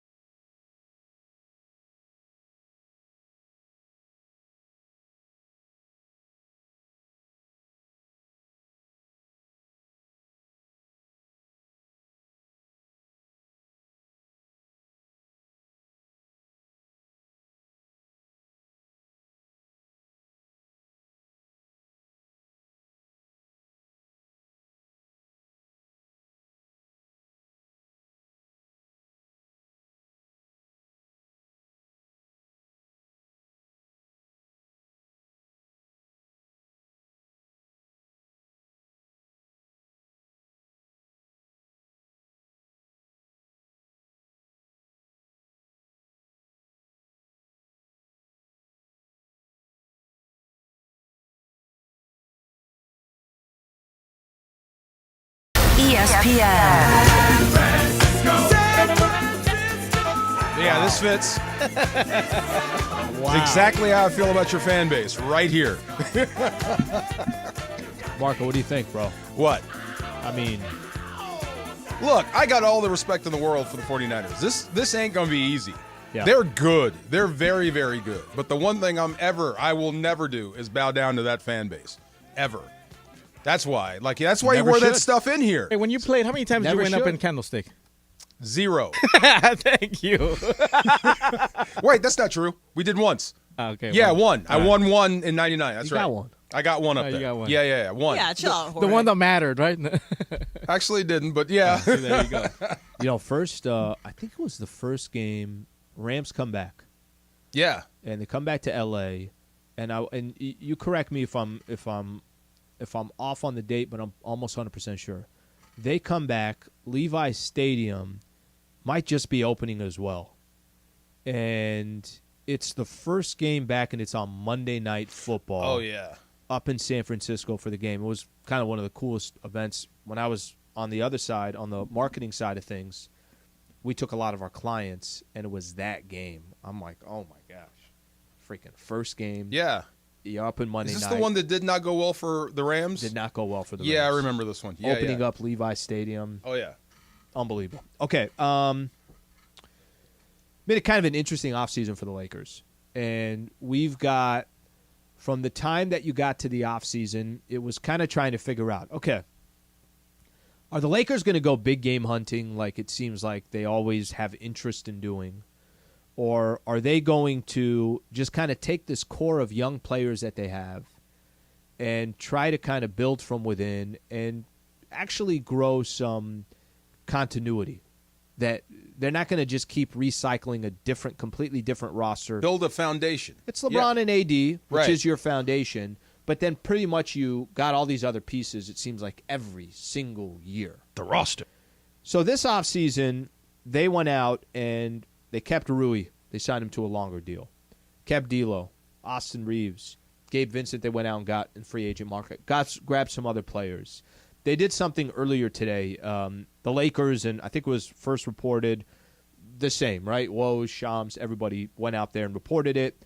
Jared Vanderbilt, who was one of their players that they got before the trade deadline last year, has agreed to a 4-year, $48 million extension. There's a player option on the 4th year for Jared Vanderbilt. That's a tweet coming from Dave Just McMenamin. giving away money in the NBA. Here's Wow. what's funny. Those numbers sound big, and They are big. I'll be honest with you. Yeah. I'll be honest with you. When I saw the numbers, I'm like, wow, that sounds like a lot for Jared Vanderbilt. But let me put some things in perspective. The mid-level now in the NBA is about $12 million. It used to be, I would say probably less than 10 years ago, probably 5-6 years ago.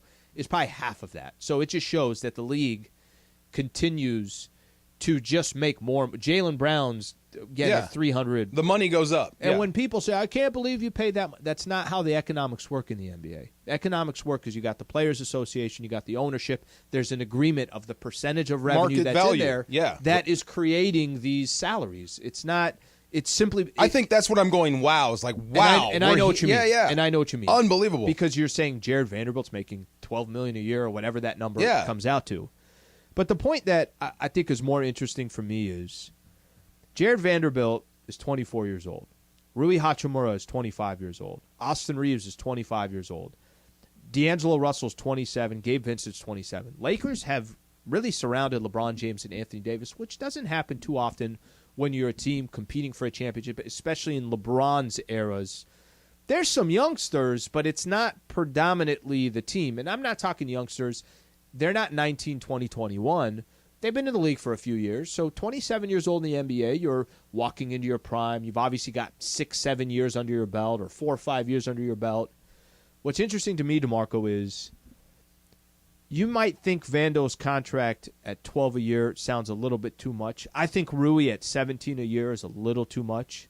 But there is no contract that the Lakers have that's not an asset. There's no contract that the Lakers have that if things aren't going perfectly as planned or a player becomes available before the NBA trade deadline, they're not caught like they were the last couple of years where you had Russell Westbrook was making $47 million. Now you take $47 million and it's spread around 4 or 5 guys that all have really nice value, that they're at the right age. I think that's not what's probably talked enough about what Pelinka did this offseason. He gave them so much flexibility. We're talking a little bit about this before the show, and one of the first things Emily said, which a lot of Laker fans say as well, can we please stop talking about the trade deadline already? You haven't even seen, what if this team is good? I'm not saying go make a trade. What I'm saying is that he's given them flexibility, and they haven't really had that flexibility in a couple years. Well, what do you think? Well, to Emily's point, do you think this collection of Laker guys are actually going to compete for a championship? Is that what you're saying, or give it a chance, or what? I'm just saying we haven't seen them play this year. We haven't seen them in this version with the guys that they got this year. So how do we know if they even need to make big moves at the trade deadline? She's talking more what you said, is the continuity, right? Let this thing bake. And if there's one thing the Lakers have not done over the years, they haven't let things bake. There was after they won the NBA championship, there was an offseason. So much turnover. There was an offseason where you went out and got Marc Gasol. You went out and got, trying to think here, Dennis Schroeder was one of the players that they brought in. Drawing a blank on the dude from the Clippers back then with the Dwight Clippers. Howard, or was it the year after that? Dwight Howard came the year after. But, again, there's another example. The year after, you had a different roster. You had a lot of different guys. The roster. This is really, truly one of the only times that you're bringing back a lot of guys. And I go back to what, the question that you were just asking is, yes, they are supposed to be one of the championship contenders. Now, I don't think they're the best team in the West. I don't think they're the second best team in the West. I think you're probably in that third range and see what happens. Yeah. But you're That's in a the good mix. place to be, though. You're in the mix. You're in the mix, and you have flexibility. That's a great position to be in. I felt bad for Rob Pelinka with Russell Westbrook. There's nothing you can do unless you have a trade partner. You're stuck. And you could also He put himself in that position. I'm sure there's a ton of pressure from guys like LeBron. You went in, clutch, and everything else. Go get Russ, and it didn't work. work. What they did, but this is where you want to be as a GM, right? You want to have a team that's able to compete the way it's constructed now. Got to the Western Conference Finals, and if not, then you have a chance to make a move. So, and you don't have all your eggs in one basket, right? Correct. I have so many different options here. If it's maybe I'm just trading away one or two of these pieces. That there is how can you make the roster by the time you get to February if hey, we're good, we're just not good enough. Yeah. Okay, now you have some opportunity. Or let's just say this roster, they only got to play, I think from the trade deadline on, they went 18-7. It's a good record. Okay. All right, well, what if this year starts and that's kind of that's the type of record that they have over an 82-game stretch. I'm not saying exactly like that. Yeah. But what if they're just a really good team with the players that they have? And that's when people were saying, oh, my gosh, Jared Vanderbilt, he's getting 42 or 48, whatever he's getting. I focus more on every player that they signed in the offseason. They have value, they're at the right age, and their contracts are not crazy. You're not hand-tied because you have a contract of any of these guys that you think there's no value to. That, in my opinion, is a pretty good win in the offseason. Hachimura is making $17 million a year. He's got 17. 17 mil. How many starts did he have last year? We'll tell you when we come back. That's unreal. Plus, I got to get your opinion on Dion. I know how big this is going to be this weekend tomorrow. You had some thoughts on what happened yesterday. Why couldn't God make me 7 feet tall? You're not wrong on that. All right, this is Travis and Sliwa Show, 710 ESPN.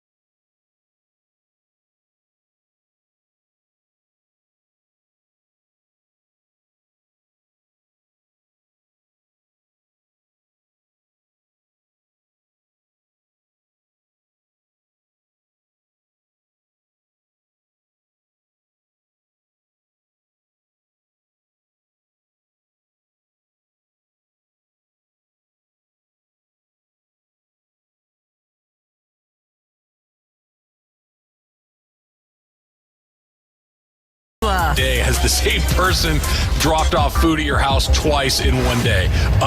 I don't Great know. question. Travis and Sliwa. On 710 ESPN.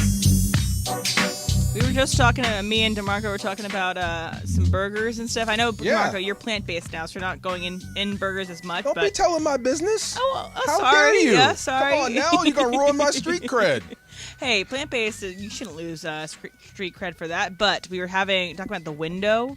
It's There's one in Silver Lake and there's one in Venice that's amazing. It's like these smash burgers. I had one yesterday. Oh, so good.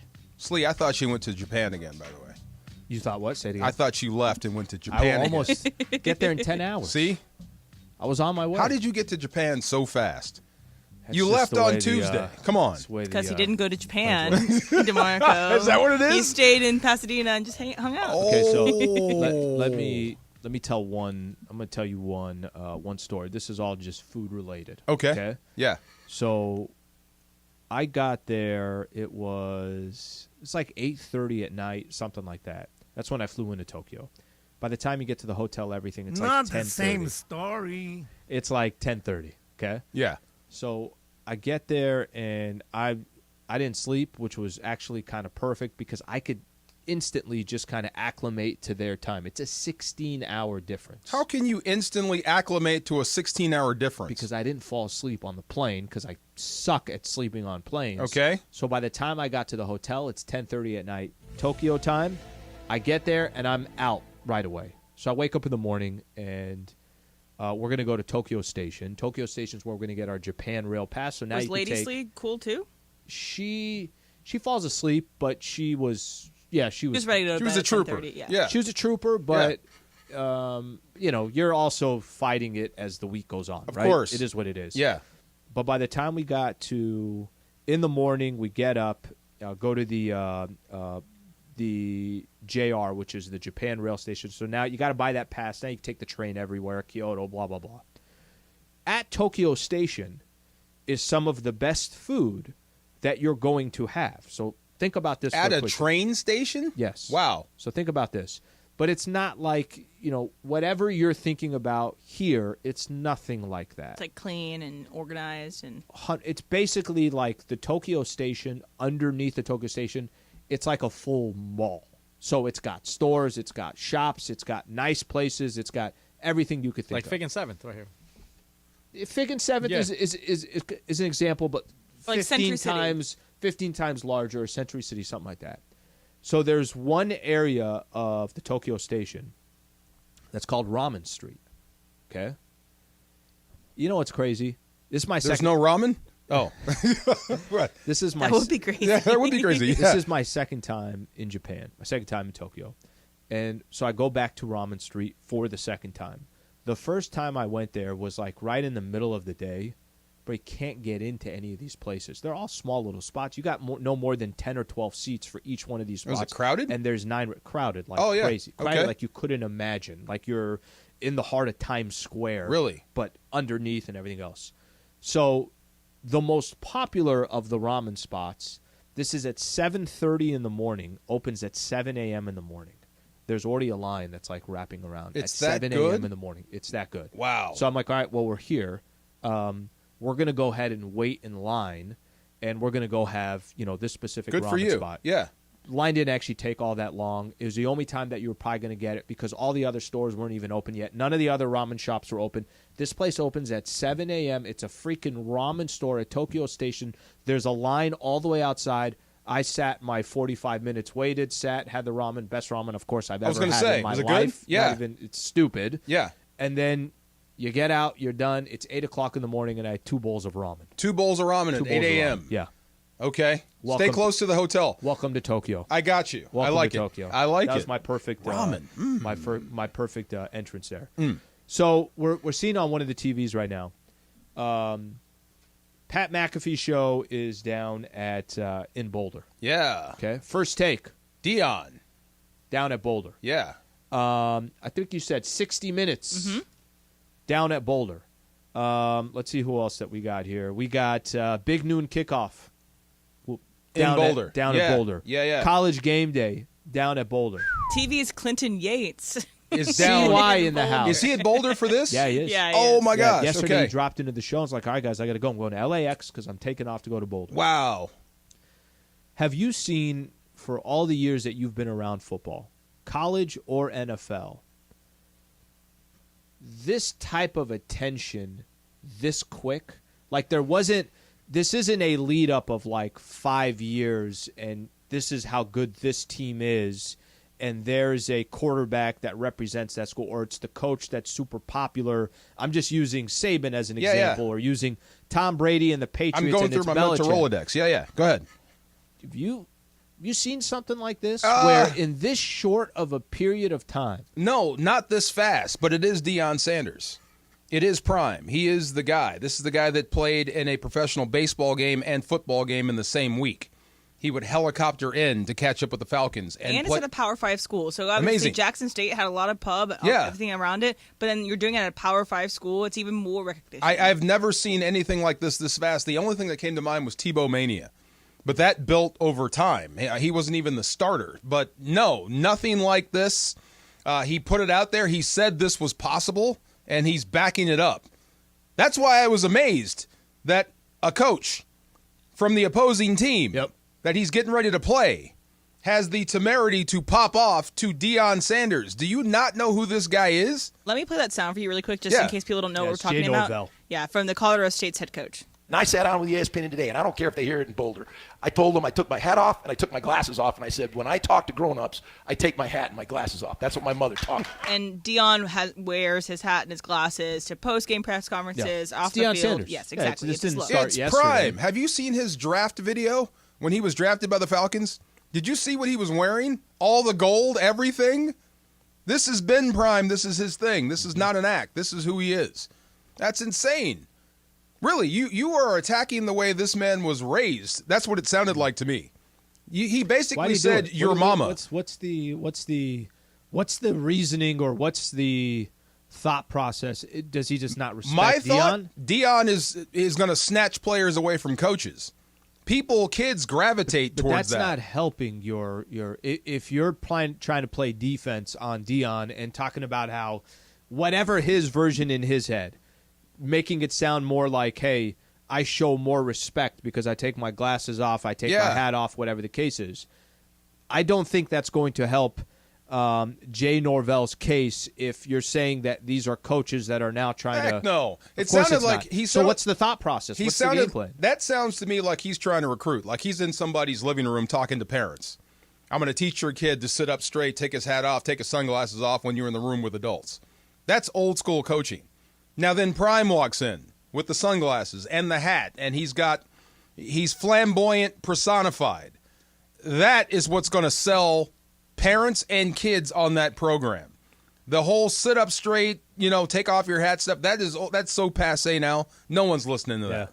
It sounds old, doesn't it? It sounds old school, right? These kids are making money. These kids are almost professional. This is a different era of college football. This is the issue that I had with it. More than anything else, I think we were talking about Marshawn Lynch. And we're talking about how Marshawn Lynch, what I love about Marshawn, it's genuine. It's him. Marshawn's not trying to put on, that's Marshawn Lynch. Tell me, have you ever watched Deion and said, this guy's he's being fake? Absolutely not. That this guy's not actually giving his true thoughts or opinion, that this guy's trying to be something else? That's the issue I had with the comments is like, wait a minute. You're talking about Deion Sanders. Deion did not get the job, the head coaching job at Colorado, and all of a sudden start becoming a different person. This is who he is for the moment you said he got drafted X amount of years ago to who he is today. Why is this a surprise? This is who he is. This is the authentic Deion Sanders. Absolutely. This is prime. This is who he is. This is how he lives his life. Don't you remember when he went to the Niners, came back to Atlanta, picked off Jeff George, went the distance, started the press conference with, "This is my house"? Now you can start the press conference. This has always been him. He had a rap album called Must Be the Money. Oh, yeah. Yeah, way back in the days. Must be the money. Yeah, this is not an act. This is who Prime video Time too? Say again? Are you in that video too? Stop it. Anyway, I did hear, I can't confirm this. I heard Deion, there's a house or a guest house on his property, and it's not really a house. Okay. I mean, it's a true house where someone could live if you want to put your parents there. Sure. It's not a house. It's a closet. Dead serious. It's a closet. That's how he rolls. He has a 4,200 five-bedroom, 4-bath closet. Yes, this is prime. So I think Coach Norvell was crazy for saying this, or he's crazy smart. Well, because it went everywhere. I was going to say, I'll tell you what it did do. If I'm trying to look at it from his perspective, the amount of attention for tomorrow's game, it went up. Let's not pretend. Let's not pretend. I mean, on sports talk radio, and listen, they might get blown out by 50 tomorrow. And I hope it's by 100. It could happen. It could very well happen. But we started talking about this game a lot different. We know what we didn't do, which we could have easily done, is we were going to jump across tomorrow's game, and we're going to start talking about them against Oregon. Start talking about them against USC. Because then it gets real. Those are the next two matchups that are coming. Yeah. But instead, we're talking about this game tomorrow. Is it almost like a WWE move where you're like, you have to be the heel? He has to have something like a to work. say against him. Yeah, I got to have a heel move where you're having to be the real villain of the story. Say this, and I'll do that. Right?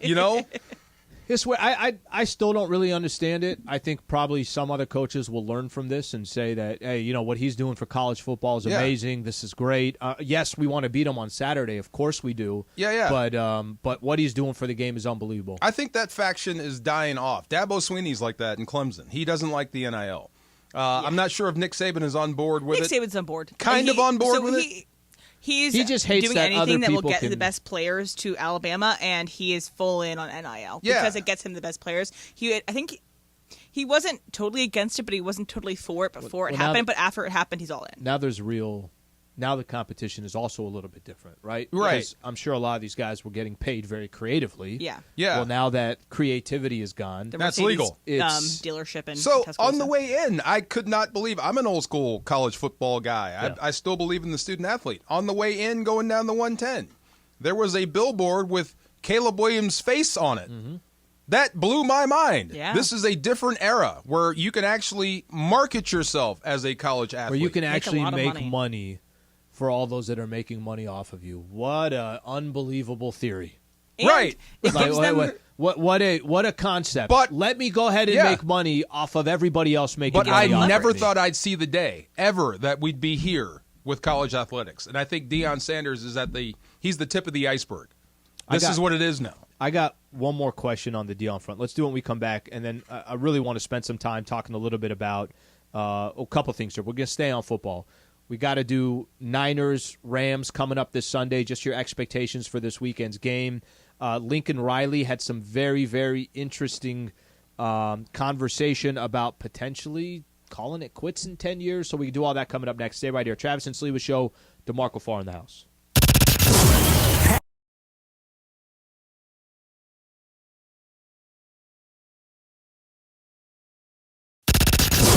Passion, pride, intensity. LAFC!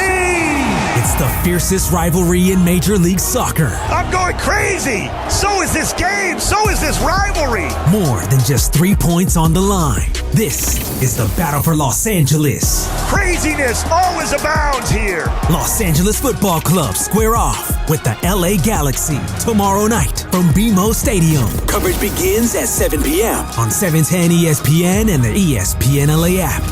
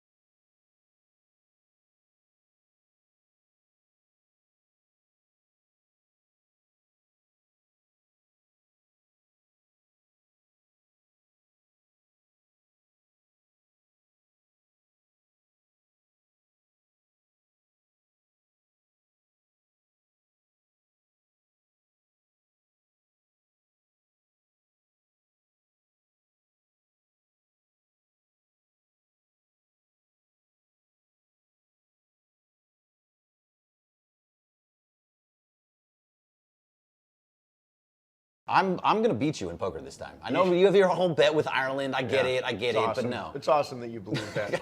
I'm a good poker player. You know what it is? It's cute. It's adorable that you think you're going to beat me in poker. It's not, I think, I know. Yeah, I'm going to. I It's gonna am happen. the best poker player at the station. I have demonstrated that repeatedly. One time you beat Ireland last year. And if you want to lose to me, you can come to our Mason and Ireland Invitational Poker Tournament at Commerce Casino on September the 30th and register in advance. It's absolutely free. Go to espnla.com, and there are up to $5,000 in prizes for that tournament. Is there a bounty on you? There will be a bounty on me, but me? no one will get it, and lucky if Bergman's at your table.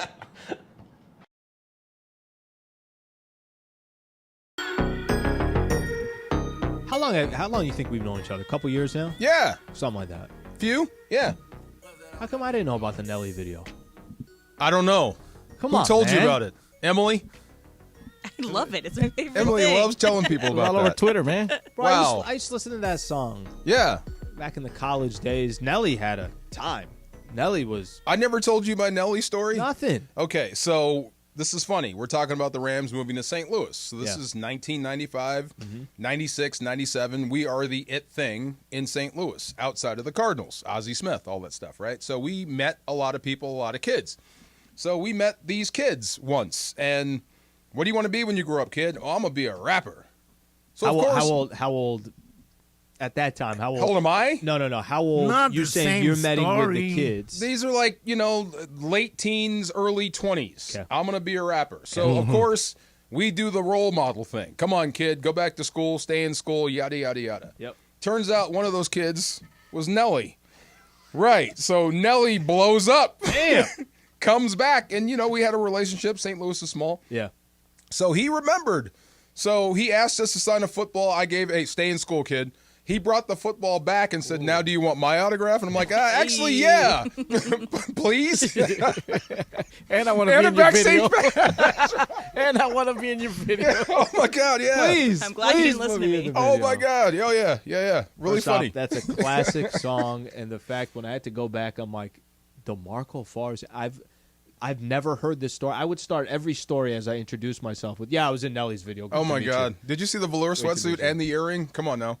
You were doing your thing. That was a different dude. You were doing your That thing. was a different guy. How much did that sweatsuit cost? You don't even want to know. You don't even want to know how much that cost. Hey, Jorge, we might talk a little bit about Ross and TJ Maxx. That didn't come from Ross. No, I did not. That Oh, one my didn't God. come from there. Hot, sweaty, stinking.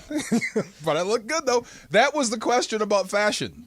Suffering for fashion. That sweatsuit was hot. But it was fashionable. Good. Well, it would look good. Yeah. Okay, it's the. It's a hit. It was a hit for a long time, and Oh, it man. still hits. Oh, yeah. I It know. still hits. It was cool. If you don't know, DeMarco is in that video. Go on Sitting YouTube, right go next check to it out. Ozzie Smith. Yeah. Go check it out. We taught Dion's the story. He's the story everywhere. Can we fast forward a little bit? And I'm not even talking about fast forward to Oregon, fast forward to USC. Oh. I'm talking about fast forward. Deion Sanders has taken college football by storm. He's finally in a Power 5, but it was one of the worst schools in all of college football. They were all the terrible. attention's on them. Yeah. What happens from here?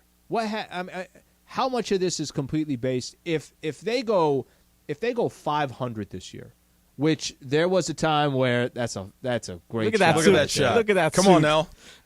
Can social Suffering. see it? Can social see that? It's about 1,000 degrees in that sweatsuit right there. With all those lights, I can that imagine. thing is thick. Oh, my God. And let me tell you, that environment, what you're seeing, smells like Amsterdam. The whole joint right there. Oh, my God. I was I'm so sure hungry. the whole joint. Oh, Yeah, I I'm had the sure. munchies. The No doubt. flowers of Amsterdam, of course. No doubt. No doubt. I love that of all the words you could have used, the whole joint. The whole joint smells is like the- Amsterdam. Is the one that you use. Okay, so about Deion. let's say Long that- range talking about Deion, you got to talk about the short term, too, because let's say he plays Oregon and then SC and beats them both, right? And he wins the Pac-12, the last year of the Pac-12, so to speak, right? He goes out as Pac-12 champion. So he's already recruiting. There are kids changing their minds right now about where they want to go. I had to commit here. Wait a minute. This Colorado thing looks good. I want to go with Prime. You win the Pac-12, it's going to be even worse for some of these coaches. There's no way you can compete with Deion Sanders in a room. There'll be no way in the world you'd be able to compete with Deion Sanders in the living room if he actually wins in a Power 5. He will out-recruit everyone. Can I not? I don't want to go that far. I want to say that he comes his first year as a coach in a Power 5 conference, and they go 6-6. That he went, instead of going to get 3 wins. Last year they had 1 win. He beats a couple top 25 teams. Okay, what does that resume do? Because this is what I think is getting lost in what he's doing right now. To just casually say, what if he beats Oregon and USC? That would be unbelievable. What if he beats one of those schools? That would be unbelievable, at least in my eyes. I think there's 8 teams ranked in the Pac-12 right now. Obviously, Colorado being one of them. What if they lose to both of those teams, but he's able to take out a UCLA and an Arizona State? My point is that there's still ways to have success this year, and it doesn't have to be winning the Pac-12. Are other powerhouses out there? Colorado's not a powerhouse. You may say in the mid-'90s they were a powerhouse. Oh, yeah. You don't think of Colorado as a powerhouse. Are there schools in the SEC, are there schools in the Big Ten that are saying, they're turning their head and they're saying, guys, could we have had an opportunity to go get Deion Sanders? We didn't do it. Colorado did, and look what he's done to that program like that. There's a reason he doesn't mention Florida State. They should have hired him, and they went a different direction. That's 100%. That's what started this whole thing. So, yeah, right now, every coach in the SEC, every coach in the Conference X or the Big Ten, whatever you want to call it, the ACC, they're all sweating bullets. Not because maybe Colorado could beat them this year, is he's going to out-recruit them. He has captured the imagination of the player. He even says it's about players. His recruiting pitch is, I want to amass the greatest selection of players possible in America.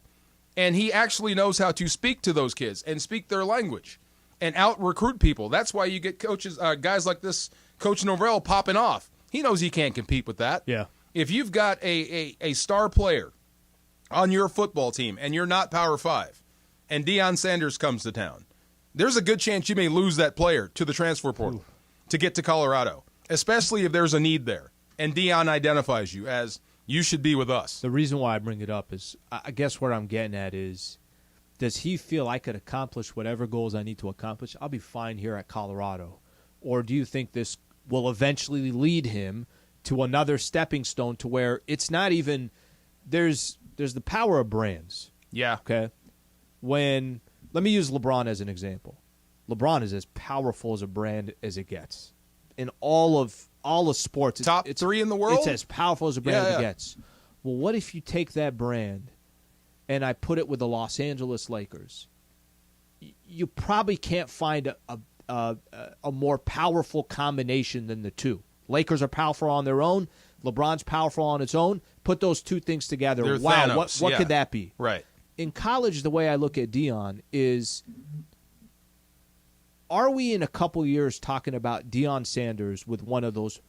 Look, it depends on where Nick Saban goes in the next 5 years, because that's the other guy in the room. And it's funny, they do commercials together. They really do.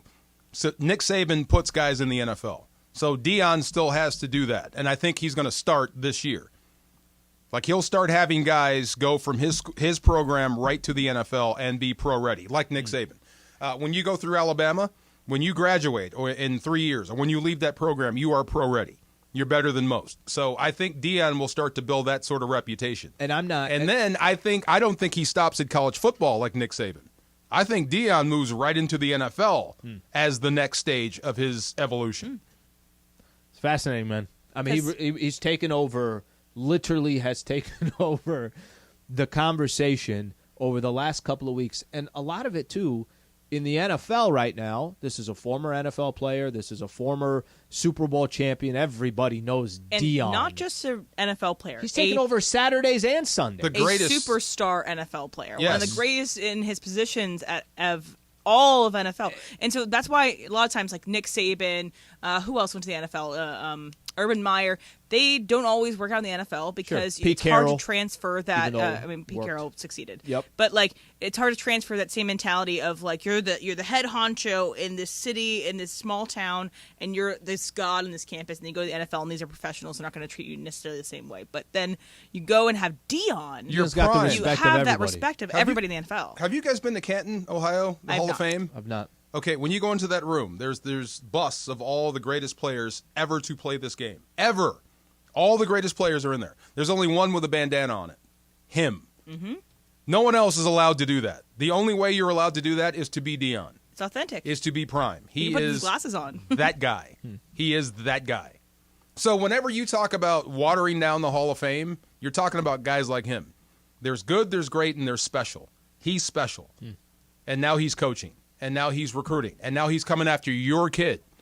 I've heard him say in some of his interviews, which, kind of gives you chills. Actually, with Michael Irvin when he did it, he said something can you imagine if I get me some 4 or 5 stars on the front line? Can you imagine if I get me some 4 or 5 the O-line and the D-line, and they're both just start laughing, and Michael Irving's putting his head back like, oh my gosh. And it's almost like it was a pitch during he's on every network. He's in every one of these pressers. I mean, that's what Nick Saban does. That's why he goes on the college football championship. But the difference, and that to me was a challenge to Saban. I got nothing 100%. against all the respect. He's one of the greatest to ever do it.